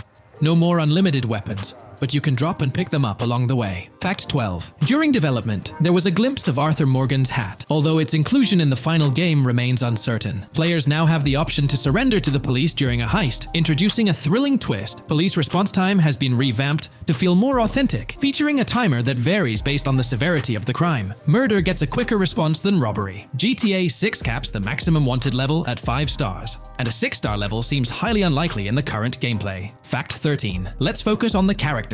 GTA 6 introduces us to two main protagonists, Jason, portrayed by Brian Zampella, and Lucia, played by Alexandra C. Echevarri, marking the franchise's first playable female character. You can seamlessly switch between them, and they also happen to be a couple, drawing inspiration from the legendary duo Bonnie and Clyde. Fact 14. Clothing in the game behaves in a remarkably realistic manner. You can accessorize with items like sunglasses, watches, wristbands, and hats, each with various wear styles. The attention to detail is impressive, with sweat, dirt, and wrinkles adding to the overall realism. Fact 15. Internally referred to as Project Americas, GTA 6 had a codename during its development, akin to GTA 5, Rush, and Red Dead Redemption 2, Bonnier. Originally, the plan was for a larger map encompassing North and South America, but Rockstar's approach changes scaled it down. Nonetheless, the game promises to deliver a memorable experience with its features and diverse locations. Fact 16. The game incorporates RPG elements like weight and muscle management, highlighted in the Spool Couple Workout Challenge. Leaked footage revealed Jason and Lucia's apartments. For instance, Jason's place includes a bathtub for in-game baths. Fact 17. Rockstar plans to continuously introduce new missions and cities post GTA 6's launch. Whether this expansion is for online or story mode remains unclarified. Expect an enhanced cover system, surpassing what we've seen in other Rockstar games. Fact 18. Don't overlook the Kingston Hotel. It's a bustling spot with pool parties and live music, adding vibrancy to GTA 6's world. Fact 19. A significant enhancement in GTA 6 revolves around NPC behavior. NPCs come in varied sizes and shapes, and their reactions feel incredibly authentic. Wave a gun around and nearby folks might understandably panic. The game also features an intricate injury system, including concussions. Fact 20. Now, let's delve into the stunning visuals and exciting new features. Characters will naturally grow facial hair over time in GTA 6. Moreover, the game world will introduce a social platform called WhatsApp, resembling a playful version of WhatsApp. Excitingly for fans, spoof versions of social media platforms like Life Invader, Facebook, Bleeder, Twitter, and Snapmatic, Instagram, are making a comeback. Fact 21. Let's focus on our main characters, Jason and Lucia, each with their own inventory and a shared one. Your inventory can hold a variety of items like wine, soda, and fruit. Additionally, there's a duffel bag system facilitating easy transportation of supplies and weapons. Fact 22. Rockstar approaches storytelling in GTA 6 with greater caution, avoiding offensive jokes and being considerate about groups that might feel targeted. The narrative unfolds through chapters, akin to Red Dead Redemption 2's structure. Fact 23. Robberies take center stage in GTA 6, spanning from significant heists to smaller scores. There are easy scores like targeting bingo body shops, burnout skirts at Cafe Caraway, clothing stores, food trucks, massage parlors, and more. Moreover, the inclusion of robbing shipping containers elevates the thrill to a whole new level. Fact 24. Gameplay takes a significant leap. For the first time in GTA, players can crouch and go prone, introducing tactical elements. RPG elements also come into play, hinting at hunger mechanics and animal interactions, expanding the game's depth. Fact 25. GTA 6's map officially surpasses the size of GTA 5. This time the spotlight is on Vice City, an area inspired by Miami and its surroundings, offering players a vast and diverse landscape. There's even a lake featured in one of the videos, hinting at a significant part of Florida being included in the game. Fact 26. Hold tight. The jetpack makes its return. Shooting from cars is also part of the thrill, adding an extra layer of excitement. And brace yourself. GTA 6 introduces 18 brand new vehicles to the franchise. Fact 27. In GTA 6, players will encounter various events, including random muggings and NPC-hosted yard sales. There are hints at riding events, which could potentially mean horse riding, possibly involving the Red Dead Redemption 2 team. Fact 28. Police AI has undergone significant improvements compared to the previous game. Instead of blindly rushing in, they exhibit more realistic and intelligent behavior. If you commit a crime and escape in a vehicle, cops will note down the specific vehicle and license plate, making evasion more challenging. Fact 29. Let's delve into the notable emphasis on indoor locations in GTA 6. There's a plethora of diverse interiors to explore. Motels, hotels, restaurants, pawn shops, supermarkets, fast food joints, gun stores, shooting ranges, and the Vice City metro station. Moreover, they've added functional elevators to enhance the immersive experience. Interestingly, there's a risk of players getting banned from stores, adding an intriguing dimension to the gameplay. Fact 30. New Arsenal Alert. The spear gun makes its debut, allowing players to shoot underwater spears at their targets. Moreover, there's an array of gear at your disposal, such as binoculars, cut-off tools, flashlights, immobilizer bypasses, slim jims, USB drives, tasers, zip ties, and auto dialers.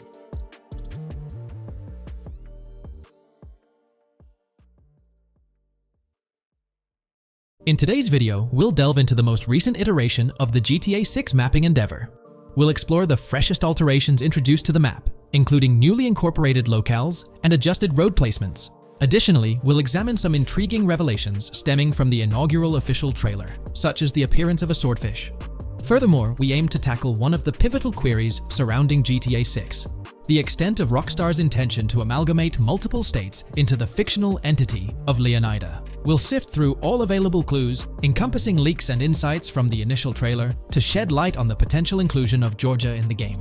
Let's kick off by scrutinizing the latest rendition of the GTA 6 mapping endeavor. This most recent update, which debuted just a few hours ago, represents the pinnacle of this extensive fan-driven mapping project. Here's a peek at the current state of the GTA 6 map. We've got Vice City and Port Gilhorn in the mix, with tweaks made to both cities, along with some other spots on the map. Keep an eye out for changes like the prison from the opening shot and the Gator Keys. To kick things off, there's a fresh addition to Vice City known as Waning Sands. While details about this neighborhood are mostly speculative at this point, it's believed to be the setting for a pivotal scene from the trailer. You know, the one where Jason and Lucia dodge past a few police officers in their getaway vehicle. In this vicinity, you'll find the Evergreen Mall Center, prominently featured at the start of the scene. Keep an eye out for a sign on the right side of the frame, showcasing various stores set to be part of this plaza. In a recent mapping video, there was some speculation about whether this plaza would be fully accessible. While only part of the name MLE is visible at the top of the sign, it seems the mapping community is also leaning towards it being called Evergreen MLE. However, the exact location of the MLE within the plaza is still up for speculation. Notice how the buildings on the map are marked in red? Well, there are a few other speculative additions to Waning Sands. These include a gas station, Sailbolt K condos, and Cricket Club condos. Here's what we're using as a reference. You can catch a glimpse of the gas station roof along with other nearby buildings. In a previous video, we floated the idea that this could be Topgolf in Dalal, Florida. However, it seems unlikely now since the placement doesn't quite line up. But hey, let's hold off judgment until we know more. Now, let's talk about some updates in the positioning of various elements. The placement of several buildings, basements, speculative roads, metro, rail, crosstown, downtown, and Brickell has been tweaked. We're using yellow and purple lines to show the speculative metro and railway in Vice City. The metro system has seen some significant enhancements, especially in its connectivity to Vice City International Airport and the area between Crosstown and Brickell. The buildings in this vicinity have also been reorganized to more closely resemble their real-life counterparts. Speculative roads and highways have been adjusted to better fit the new placements. We've also made slight adjustments to the rotation of the prison from the opening scene with Luke to align with new evidence. Additionally, we've fine-tuned the positions of some trailer markers in the stockyard area, such as those for the car meet in Windwood and the bikers in Little Haiti. In terms of location changes, Leaf Links from the previous map version has been moved to Virginia Key, meaning earlier speculations regarding Leaf Links are no longer applicable. Furthermore, based on new radar map evidence, the shape of Picnic Island has been altered. Heading down south, you'll notice that Hamlet is no longer labeled as such. Instead, it's reverted to its real-life name, Homestead. This change suggests that Hamlet might be situated elsewhere in the game. Now, shifting our focus to Port Gellhorn, the other major city on the map, it's also undergone some updates. We've added more speculative details for the area across the body of water on the other side of Bure Bridge, incorporating new evidence into the mix. So, to sum up, those are the latest updates to the GTA 6 mapping project. Before we wrap up, let's delve into an interesting discovery from the first official trailer. I'm not into fishing, but I noticed this in the trailer, and my first thought was a swordfish. But I could be wrong. Is anyone who knows more about fishing able to confirm? Let me know what you all think this is. Well, that's quite an intriguing find. Personally, it seems like a house decoration to me, but I'm eager to hear your thoughts in the comments below. In the next part of this video, we'll tackle the question about Georgia. On display in the leaks and backed up by inside journalists, the game will feature a plethora of locations that focus on Miami and the surrounding areas. The two main locations of the game are Vice City, based on Miami, and Port Gellhorn, which lifts direct locations from Panama City. As well as this, it seems Rockstar have brought down and featured locations from Georgia, including a prison and mountain ranges not present in real-world Florida. I'm curious, do you think Georgia will make an appearance in GTA 6? Let's examine the evidence we have so far. There have been some recent findings, so let's kick off by checking out this Reddit post. Georgia evidence. In the leaks, there's a mention of canyon etchings, along with the other ambient events, which I thought couldn't be in or based in Florida. The nearest canyon to Florida is Providence Canyon State Park in Georgia and is only 2.5 hours away from Florida. This also may explain Red Hill Forest and the testing of Scree Hills in the leaks. There's also a couple mountains or large hills seen in the trailer. The first looks more like a large hill in North Florida, probably for hill climbing, but the second one at the end of the trailer looks like a Georgia mountain, like the one seen in the leaks. First off, this individual is discussing a clip from the leaks where a developer is seen firing an assault rifle at a vehicle while Lucia is in the background. They've noted several ramps in the clip, suggesting developers use them to test vehicles on different slopes. The clip also shows various types of ramps listed, including MTB ramps, hill climb, mud drag, Scree Hill, mud drag string, and crash tests, as well as MX tracks. The speculation is that Rockstar might have been testing the Scree Hill due to its resemblance to locations in Georgia. Additionally, two shots from the trailer show hills. One at the 59-second mark where someone jumps on a table, causing it to break, revealing multiple cars ascending a steep hill in the background. And another in the final shot, where Lucia kicks down the door to a convenience store, showing another hill or mountain through the window. Let's delve into the comments and see what the community thinks about these hills. Are there similar hills in Florida? Or has Rockstar taken some creative liberties and introduced hills from Georgia? Ekanfinaka is a place in the game, shown by the leaks. And Ekanfinaka is literally the old name for a swamp in southern Georgia. Not to mention we saw a big hill, small mountain. I've lived in Florida for a long time. There are no hills, anything like that in the state. Northern Florida has some hills, but nothing like that at all. The hill in the leaks resembles the Blue Ridge in northern Georgia. It's a fictional state. It could be a collection of features from 4 or 5 states for all we know. 2 hours outside of Florida is hardly breaking the concept. I'd imagine much of the urban landscape will be much like Florida, with the outskirts being closer to Caribbean, or as you said, Georgia. There's a separate post talking about these mountains in GTA 6. We know GTA 6 is being based in Florida, a relatively flat state, so it'd be obvious to think that the game will stay true to its setting. However, one interesting thing I found in the diner robbery footage from the leaks is that a huge mountain can be seen in the far distance, particularly around the part where Lucia starts approaching the police car from the passenger side. I'm not sure if anyone else has noticed this, but it's interesting to note, considering Florida is the flattest state in the country, LOL. Maybe we can go to other states? The area does resemble rural Georgia. Thoughts? I think it will be more similar to RDR2 than past GTAs where it's only one state. I bet the map will be a hybrid of Georgia and Florida. If not, then Florida and most likely another country like Cuba or some South American country with mountains. Yes, probably we can visit the state of Georgia. A few weeks ago, someone found out that the prison you can see in one clip is from Georgia as well. Multiple states in the game.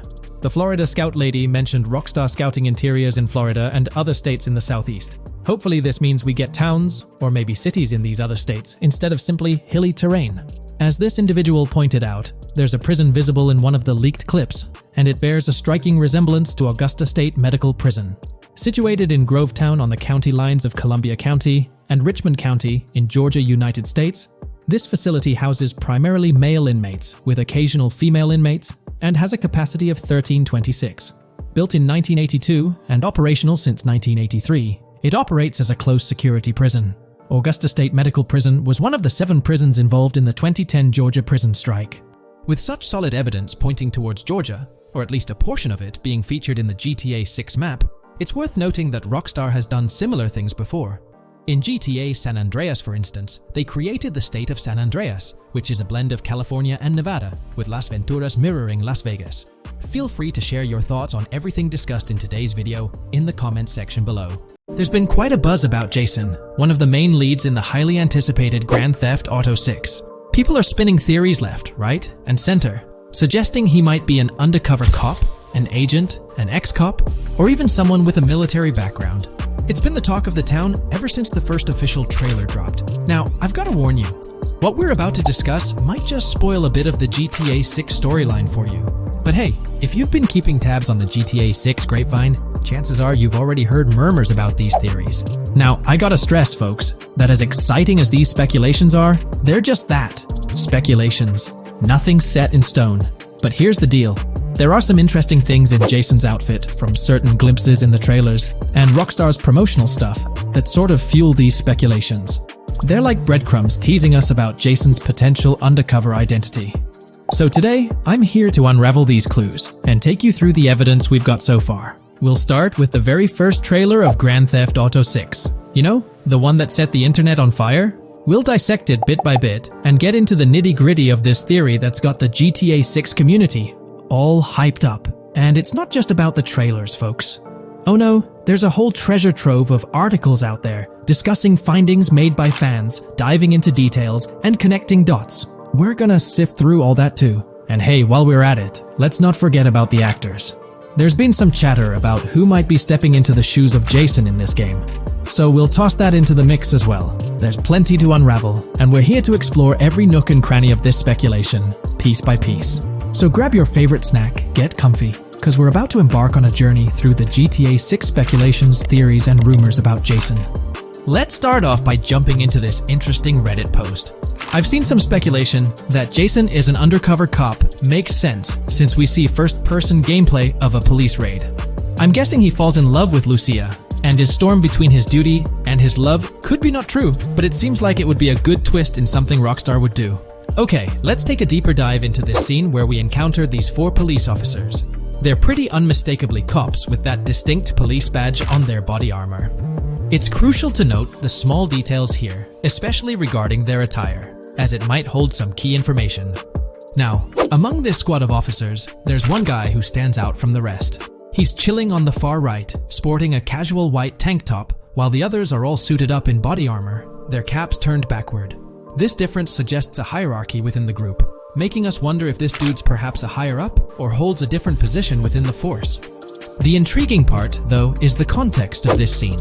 It feels like a pivotal moment, almost as if these officers are significant characters in the narrative. But let's pump the brakes a bit. It's all speculation at this point. We can't be certain of their importance or their roles in the storyline just yet. Now, let's loop this back to Jason, the main focus of our attention. There's a striking connection here. The cop on the far right and the one in the middle, both sporting these distinct olive green cargo pants. These pants seem to be a part of their uniform, something that catches the eye. But here's the twist. The same style of cargo pants is seen on Jason in the official Grand Theft Auto 6 artwork released by Rockstar. Coincidence? Maybe, but it feels like too much of a match to ignore. What's up with these pants? Is it a fashion trend among the police force in the GTA 6 universe? Or could it be hinting at a deeper connection between these officers and our protagonist Jason? The plot thickens, and we're left to ponder the significance of these subtle visual cues. Is there a backstory linking these officers to Jason? Or is it merely a design choice by the creators to establish a visual pattern? We're left with questions, my friends. Questions that make us itch to uncover more about this intriguing storyline. So, buckle up as we continue this investigation, piecing together clues and theories, aiming to decipher the enigmatic links between these officers and our mysterious main character, Jason. There's a whole world of possibilities waiting to be explored within the realm of Grand Theft Auto 6. Let's dive into this article by Exputer that further supports this rumor. GTA 6 fans have been busy digging into the lore of both protagonists since the trailer dropped. It appears that users may already have found notable details about Jason. A slew of forums and posts have popped up with speculations with evidence that complies with prior findings. A post by the Redditor. Jack_Torrance80 on the GTA 6 subreddit solidifies the past rumors that clarified that Jason would start the game as a cop. The pants worn by the protagonist in the GTA 6 poster are a part of the official uniform of Miami-Dade Police. The green cargo pants are the same color used by the Miami-Dade Police SWAT team. Additionally, the inclusion of body cam footage in the trailer may also imply his past background as a cop. It is speculated that he was dismissed from the service during the events of the game, having to continue his life as a petty thief. In the side-by-side comparison, you'll notice something intriguing. Those pants on the right in the image are an exact match to the ones worn by those police officers in the trailer clip. The detailing with those black bands and the gun holsters, it's all there. But here's where it gets interesting. Jason, in the official artwork, doesn't seem to have any of those gun holsters. It's as if he decided to part ways with that gear when he left the police force, holding onto only those distinctive pants. Now, about that white tank top he's sporting in the artwork, it bears a striking resemblance to the one worn by the cop, positioned on the far right in that clip. It's these little connections that make you wonder if there's more to it than meets the eye. Could it be a deliberate choice by the creators to hint at Jason's past, subtly linking him to the law enforcement world? Or is it just a coincidence? In the comments of the Reddit post, a user says, he is probably a dismissed cop or soldier, got too desperate and started to do petty crimes. Lucia brings him the local connections and scores, and he uses his former police training skills in weaponry and vehicles. A dismissed corrupt cop or soldier, a freshly out of jail ex-prisoner. Victor Vance and Tommy Vercetti. And there could be more parallels between these two pairs of characters if you think about it. Vic was being betrayed again and again in his storyline. When he finally decided to quit, his brother pushed him to enter another deal with Tommy, which eventually killed him. Tommy, on the other hand, is a more cunning and ambitious person. He promised Rosenberg to leave him a piece of his Vice City empire, but later abandoned him and left him exiled in Las Venturas. These observations really bring up some compelling comparisons, especially when looking at Tommy Vercetti and Victor Vance from previous GTA installments.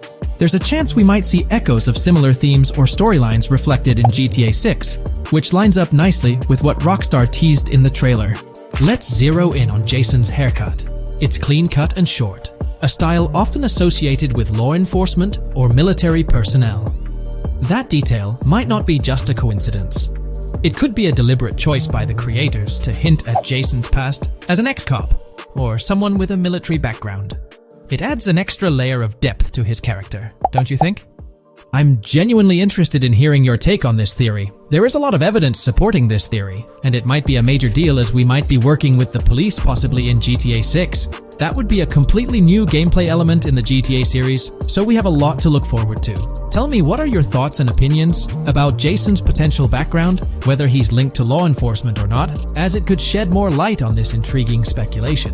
So, please share your thoughts in the comments section below, and let's keep this discussion rolling. If you haven't been following the latest news on GTA 6 over the past year, you might be surprised by how much information has emerged. Here's a comprehensive update on everything we currently know about GTA 6. We have details about a wide array of items and tools featured in GTA 6. These include the auto dialer, binoculars, immobilizer bypass, cutoff tool, painkillers, pool cue, trauma kits, golf driver, food and drink, golf putter, USB drive, golf iron, crowbar, golf wedge, torch, jammer, duffel bag for looting, cigarettes, and a loot backpack. Let's discuss the game engine. Developers have made significant enhancements to the Euphoria physics engine, improving ragdoll physics and overall game mechanics compared to GTA 5. Now let's discuss the multiplayer aspect. In a leaked clip from GTA 6, we observed a multiplayer session with a player count. This suggests there were 2 players present in the lobby, out of a maximum capacity of 32 slots. This mirrors the setup seen in Red Dead Online and GTA Online, where the capacity is stated as 32, but practically accommodates 30 players plus 2 spots reserved for spectators. While hopes for larger lobbies persist, it appears the testing phase involves 30-player lobbies. Leaks also suggest advanced weather systems, including heavy fog, a feature that was less common in GTA 5. Moving on to collectibles, there's mention of Wyman car parts. In a clip featuring Lucia, a developer is seen placing a cardboard box with a circular icon, indicating it as lootable. Debug text on this box identifies it as collectibles car parts, and Wyman car parts boxed generic used, suggesting players can collect car parts possibly tied to a character named Wyman who shares a passion for classic cars with Jason. Regarding collectible hats, there's footage of Jason in an apartment where a developer interacts with a hat labeled as an ambient collectible hat. According to debug text, this hints at the inclusion of clothing items as ambient collectibles within the game. Additionally, a comprehensive list of all brands featured in the game is provided. While some brands may be integral to the story, many are included for realism and immersion. The list is displayed on screen for viewers to pause and inspect at their leisure. Similar to Red Dead Redemption 2, the weapon wheel in GTA 6 will be divided into 3 sections: weapons, equipment, and gear. Notably, players can dual-wield different weapons and access a quick item inventory displayed in the bottom left corner of the screen. While leaked recreations of the weapon wheels provide a glimpse, it's expected that the final version may evolve during the game's development. In a video snippet, an NPC is observed shooting at Jason, triggering a health tip to appear on the left side of the screen when Jason's health decreases. Additionally, the game will feature lighting and skybox systems, similar to those in Red Dead Redemption 2. Promising improvements such as volumetric clouds and better lighting effects. Speaking of criminal activities, noteworthy events include the Hank's Waffles heist, where Jason and Lucia pull off a daring robbery. Other clips suggest Jason possesses an ability to perceive through walls. Additionally, there are events focused on searching vehicle trunks, which may yield valuable items or nothing at all. Lastly, delivery and pickup warehouse events are mentioned for Port Gellhorn, though specific details are still unclear. When it comes to accessible buildings, GTA 6 offers a wide range, including the Malibu Club, a pawn shop, Jack of Hearts Club, supermarkets, bars, restaurants, apartments, and laundromats, all enriching the immersive experience. Players will also have the ability to command the other character during a robbery. In leaked footage, a prompt advises players to either check in with Jason or hold for more options, indicating the potential to issue commands to your partner during a heist. This feature aims to streamline gameplay, enabling effective control of both characters simultaneously. Unlocking doors and gates is also demonstrated, as shown in a video featuring Jason in the San Forsan area. Debug text indicates locked door panels, suggesting the necessity to unlock specific entry points. In addition, a new police system called Time Until Cops Dispatch has been implemented. Now, when you commit a crime, the police won't immediately arrive. Instead, you'll have a brief window to evade capture before law enforcement begins to converge on your location. Security cameras play a role in surveillance, but their function differs from GTA Online. Instead of instant detection, there's a detection meter similar to games like Payday 2 or 3. As the meter fills up, you must break line of sight within a certain time frame to avoid detection. Players also have the ability to restrain NPCs using zip ties, as seen in leaked footage. This feature enhances the realism of robberies, offering greater control over the situation. Additionally, players can loot vehicles, as briefly shown in the Hank's Waffles video. A button prompt to examine SUV suggests the ability to inspect random vehicles and potentially steal valuables from them. A while back, a significant leak revealed a plethora of potential world encounters, random events that occur as you navigate the game world. I've displayed these on your screen, and while I won't go through each one, you'll notice they're quite fascinating. From parking disputes to donut burnouts, protests, and even someone getting a concussion, these events add depth and realism to the world of Vice City. It's exciting to imagine strolling through such a dynamic environment where something is always happening. Take a moment to review them if you like. They're quite impressive. Moving forward, the community has endeavored to construct a map of GTA 6 based on coordinates and locations gleaned from leaks. This preliminary map outlines Vice City situated at the bottom right. The top section of the map remains somewhat enigmatic for now. Nonetheless, this initial map looks incredibly promising, and the excitement for exploring its intricacies is palpable. For the setting, we know about 3 different gangs in Vice City: San Forsan, a Haitian gang, the Guardia Brothers, and the far-right militia. These details create an exciting anticipation for what to expect in GTA 6. Now, let's delve into the variety of confirmed wildlife in the game. Players can expect encounters with snakes, seagulls, skunks, raccoons, alligators, wading birds, squirrels, southern leopard frogs, crayfish, lizards, skunk apes, pigeons, opossums, and even whales. While these are the animals confirmed so far, we anticipate discovering more upon the game's release. These are the species we're aware of at present. Fences in GTA 6 are not just physical barriers to jump over or drive through. They are individuals involved in illegal transactions within the game. Acting as middlemen, these characters buy illegal items from players to resell them to others. Now, let's explore the AI witness system and police recognition feature, which are notably significant. In the Hank's Waffles robbery video, beneath the wanted level stars, there's a mention of full description, suggesting that witnesses can provide detailed information about you. This implies that once identified, the police will recognize you. When Lucia enters a police vehicle, there's initially no vehicle description, but this quickly changes to a full vehicle description. This indicates that law enforcement will possess detailed information about your vehicle. Moreover, the text warns that any vehicle seen entering will be noted by the authorities. This suggests that even after losing a wanted level, if spotted again in the same vehicle, the police will pursue and apprehend you. During the robbery scene, Jason attempts to prevent customers with yellow icons above their heads from calling the cops or fleeing. Additionally, a female NPC inside the diner exhibits similar behavior, with her icon flickering as Lucia leaves, turning red when surrounded by cops, and then fleeing upon spotting Lucia. These advanced NPC systems indicate a more sophisticated interaction model. Regarding item sharing, Jason and Lucia appear to be able to share items between them.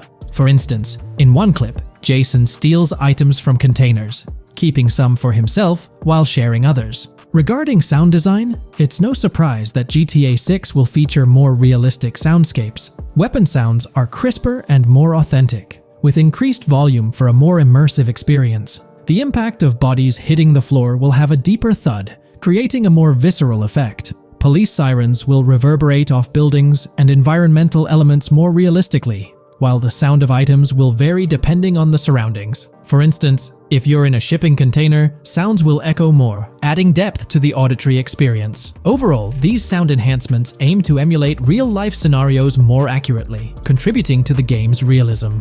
Moving on, we have an extensive list of every confirmed vehicle slated to appear in GTA 6, sourced from both the game files and leaks. I covered these in detail in a previous video, so I won't repeat them here. However, I've provided them on your screen for your reference. If you're interested in exploring the full list yourself, you can find them on page 30 of the document. The game features improved vehicle damage and handling, as seen in clips where crashes result in realistic effects, like splitting front fenders and bending car hoods. Furthermore, car interiors now include a functional GPS and waypoint system, enhancing immersion, especially in first-person driving. Players also have the option to enter a car from the passenger seat, adding a touch of realism to gameplay. These details highlight GTA 6's commitment to intricate design elements, evident in its meticulous attention to detail throughout the game. In addition, several new gameplay mechanics have been revealed. Players will now have the ability to walk while in cover, a long-awaited feature that introduces prone movement for the first time in GTA gameplay. Loot bags will allow for storing additional items, and players can now drop and pick up weapons. A new under fire animation has been introduced where characters cover their faces during combat, and players can opt to self-revive after sustaining heavy damage. Other significant mechanics include the ability to switch shoulders while aiming down sights, grappling during hand-to-hand combat, and the introduction of buddy communications and a buddy ping system. This system, likely shared between protagonists Jason and Lucia, remains intriguing, with its full functionality yet to be revealed. Additionally, a new cover mode has been introduced, altering the way shooting from car windows is executed. Characters will now fully lean out of windows, enabling full 360-degree shooting. Furthermore, a new ability system has been introduced, potentially exclusive to Jason, allowing for a form of wall perception. Whether Lucia will possess this ability remains uncertain. Players can also interact with a greater variety of objects and NPCs, engaging in actions such as carrying bodies, committing robberies, issuing threats, and conversing during criminal activities. Moreover, the ability to pick up additional items, such as beer bottles and cans, enhances the overall gameplay experience. Let's explore some of the exciting new gameplay systems. Firstly, there's the introduction of money laundering, hinted at during the Hank's Waffles robbery. An icon found near the car wash property featured a washing machine with a $sign, suggesting potential opportunities for money laundering.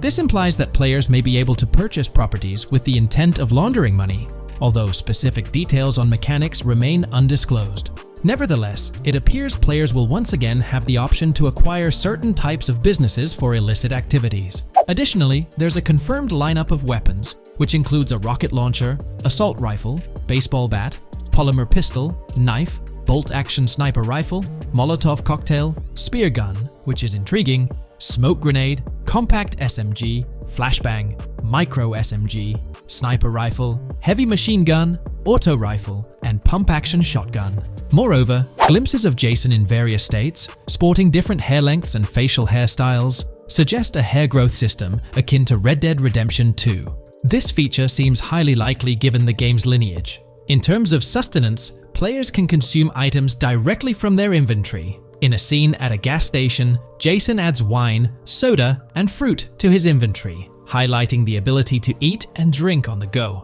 akin to mechanics seen in Red Dead and GTA Online. In GTA 6, you can expect to encounter raccoons rummaging through trash cans and stealing food bags. This is evidenced in the game files, which document 3 world events: raccoon climbing out of garbage, raccoon rummaging through trash, and raccoon stealing food. While there are numerous intricate details to explore, we've uncovered a multitude of confirmed locations spread across Vice City and its surrounding areas. Naturally, Vice City serves as the central hub, encompassing neighborhoods such as Edgewater, North Vice City, Rock Ridge, Little Haiti, Vice Beach, South Beach, Washington Beach, and Key Biscayne.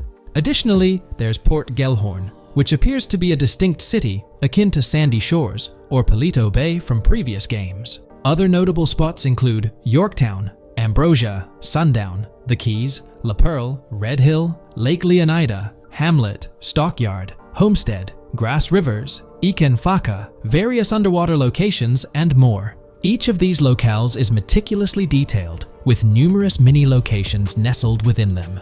It's remarkable how much information we already have about the game's expansive geography. In GTA 6, if your character sustains injuries, health will regenerate slowly over time. To expedite recovery, you can access the weapon wheel and utilize a healing item.